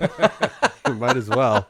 So Yeah. your folks are all everybody's like very supportive of your entire family is aware of this and and they Oh enjoy yeah, it. they're in the movies and everything, and yeah, that's the only song that any of them sing on. Is "I'm the Flower Guy." That's right. I believe your mother played the woman you stole the knife out of her pumpkin when you went on your killing spree. She had about 15 minutes. She was going to the hair salon, and we're like, "Mom, before you leave, can we do a quick scene?" That's how you have to film these movies. You have to work around people's schedules. It's fun. When they're going to the hairdresser. Yeah. But did you find? Flower guy, he's the flower guy. I'm the flower guy, I'm the flower guy. Everybody loves me and you know why. 'Cause I'm the flower guy, I work overtime. On Mother's Day, Christmas and Valentine. Yes, I'm the flower guy, and I bring joy when I deliver. That's so awesome. And that's your dad, huh? That's your dad singing. How old of a guy is he now? Late 60s. Okay, well he sounds pretty happy. Yeah, he's full of joy, and then add the fact that he's delivering flowers to people. It's a lot of happiness. They are really happy to see him. Yeah, yeah. Let's see, New Hampshire Love Song Warriors.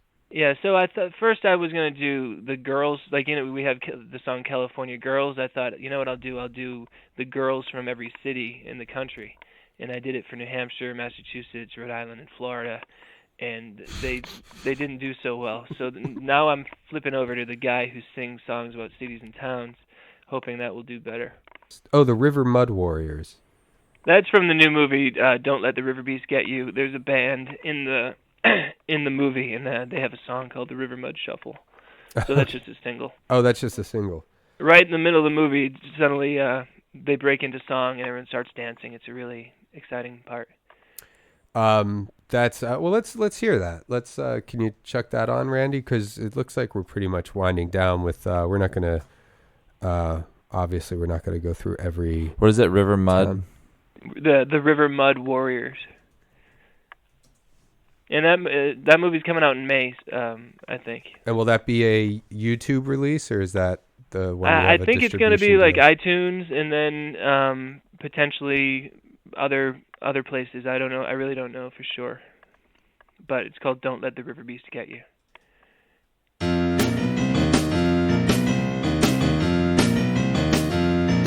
It's time to put your clean clothes in a duffel, 'cause we're gonna get dirty with the river mud shuffle. You don't need no sugar cubes or chocolate truffle, 'cause there ain't nothing sweeter than the river mud shuffle. We're all having fun doing the river mud shuffle. We're all having fun doing the river mud shuffle.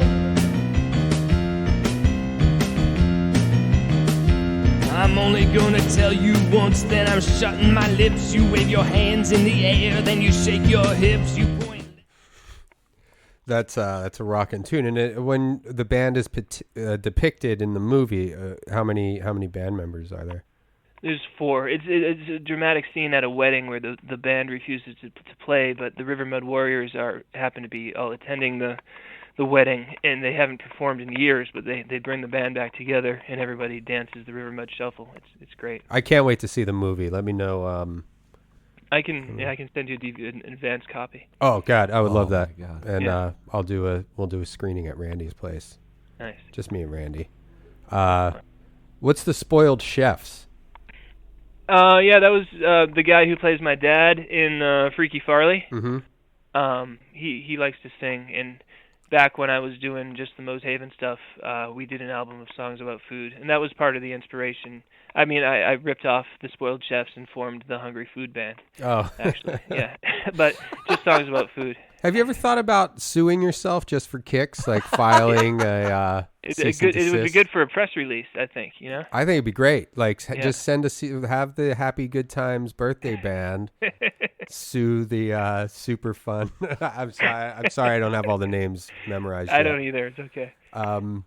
Well, let's. What do you say, Randy? I mean, thanks a lot for giving us all this time. This has been a longer than I thought, but I knew this was probably going to happen because there's just so much to cover with you. Yeah. What about what are your? I think I might have touched on it, but what are, like? Do you What's your partying situation like? Do you like to drink? Do you use any drugs? Do you? Never anything. Believe it or not, no drugs or alcohol. No, I do. I do believe it. I think that Yeah. if you were. Yeah, you mentioned it after the interview, the last interview. I heard. Yeah, I mean, it's just there would have to be. I mean, well, speed. I guess you could be on, but you're obviously not. No, I don't even drink coffee. Yeah. Yeah, that's the way to be. Listen, all you kids out there, if you want to be a guy working his ass off for very little reward and working a day job 3 days a week, don't use drugs. But you will have quite a body of work. You'll have quite a memory too. Like everything we mentioned, you're like, oh yeah, this and this and this. Like, I mean, you have occasionally forgotten things, but you have 8,000 songs, so that's okay. Yeah, I guess so. Yeah, I'm definitely a fan of the work, of my own work. That's good. We are too. What are some of the other, before we do get off the phone, I did mean to ask you this, what are some of the podcasts that you listen to? You mentioned that you listen to a lot of them. I didn't even know much about anything. I read at Entertainment Weekly about WTF, so I listened to all those. And that's where I got your name for I listened to your interview with Mark Maron for your song. But clearly, it was at the end of the day, I'm sure, because I didn't get into many specifics, and I apologize. No, don't apologize. Yeah. It's great. You can tell when I'm just like, I got to do one more song, and I just sing, you tell jokes over and over again. Yeah. Yeah. But yeah, so then Pete Holmes, Bill Burr, and then Allison Rosen. And working my way into the Bone Zone. Yeah, there's a ton of them out there. Yeah, thanks. Cool. We're on the same. We're on Bill Burr's network. Yeah. There's a good song about him. It's like Bill Burr. I like you because you like sports or something like that. Oh yeah, he is a big sports guy. I like that. Yeah. It'll alienate me in a conversation. Well, once it turns to sports with Bill, then that's it. I'm just standing there watching him and another guy talk about sports for hours. Thanks so much, Matt. And this is we won't. I guess we won't hang up right away. I want to talk to you a little bit after we're done. Sure. Thanks for coming on the Bone Zone and talking with us. I hope everybody out there will go on and purchase some of your music for you. I know I will. And if there's I guess just go to modernmedia.com, MOTERNMEDIA.com to keep up. You can sign up for a mailing list, I noticed, so go ahead and get on the mailing list. And I assume if you're on the mailing list, you give everybody a heads up when you're working on a new project or something new is available. Here and there. Yeah. No, I'm right there with you. I don't even think. Or just go to iTunes and type in poop, and you'll find the toilet bowl cleaners pretty quick. Awesome. Well, maybe we should go out on a toilet bowl cleaners song. Yeah, definitely. Thanks again, Matt. And is there anything else that anything that you'd like to promote or? I'd say I've just had a good 2 hours of promotion, so I'm good. Thank you. Okay. Yeah. I guess. Yeah. This looks like an infomercial there. So we'll leave. We'll go out of here on what are we gonna play, Rand Man? We'll just let the song speak for itself. Okay. Well, thanks for talking to us, Matt, and thanks for listening to the Bone Zone, everyone. Yeah. All right.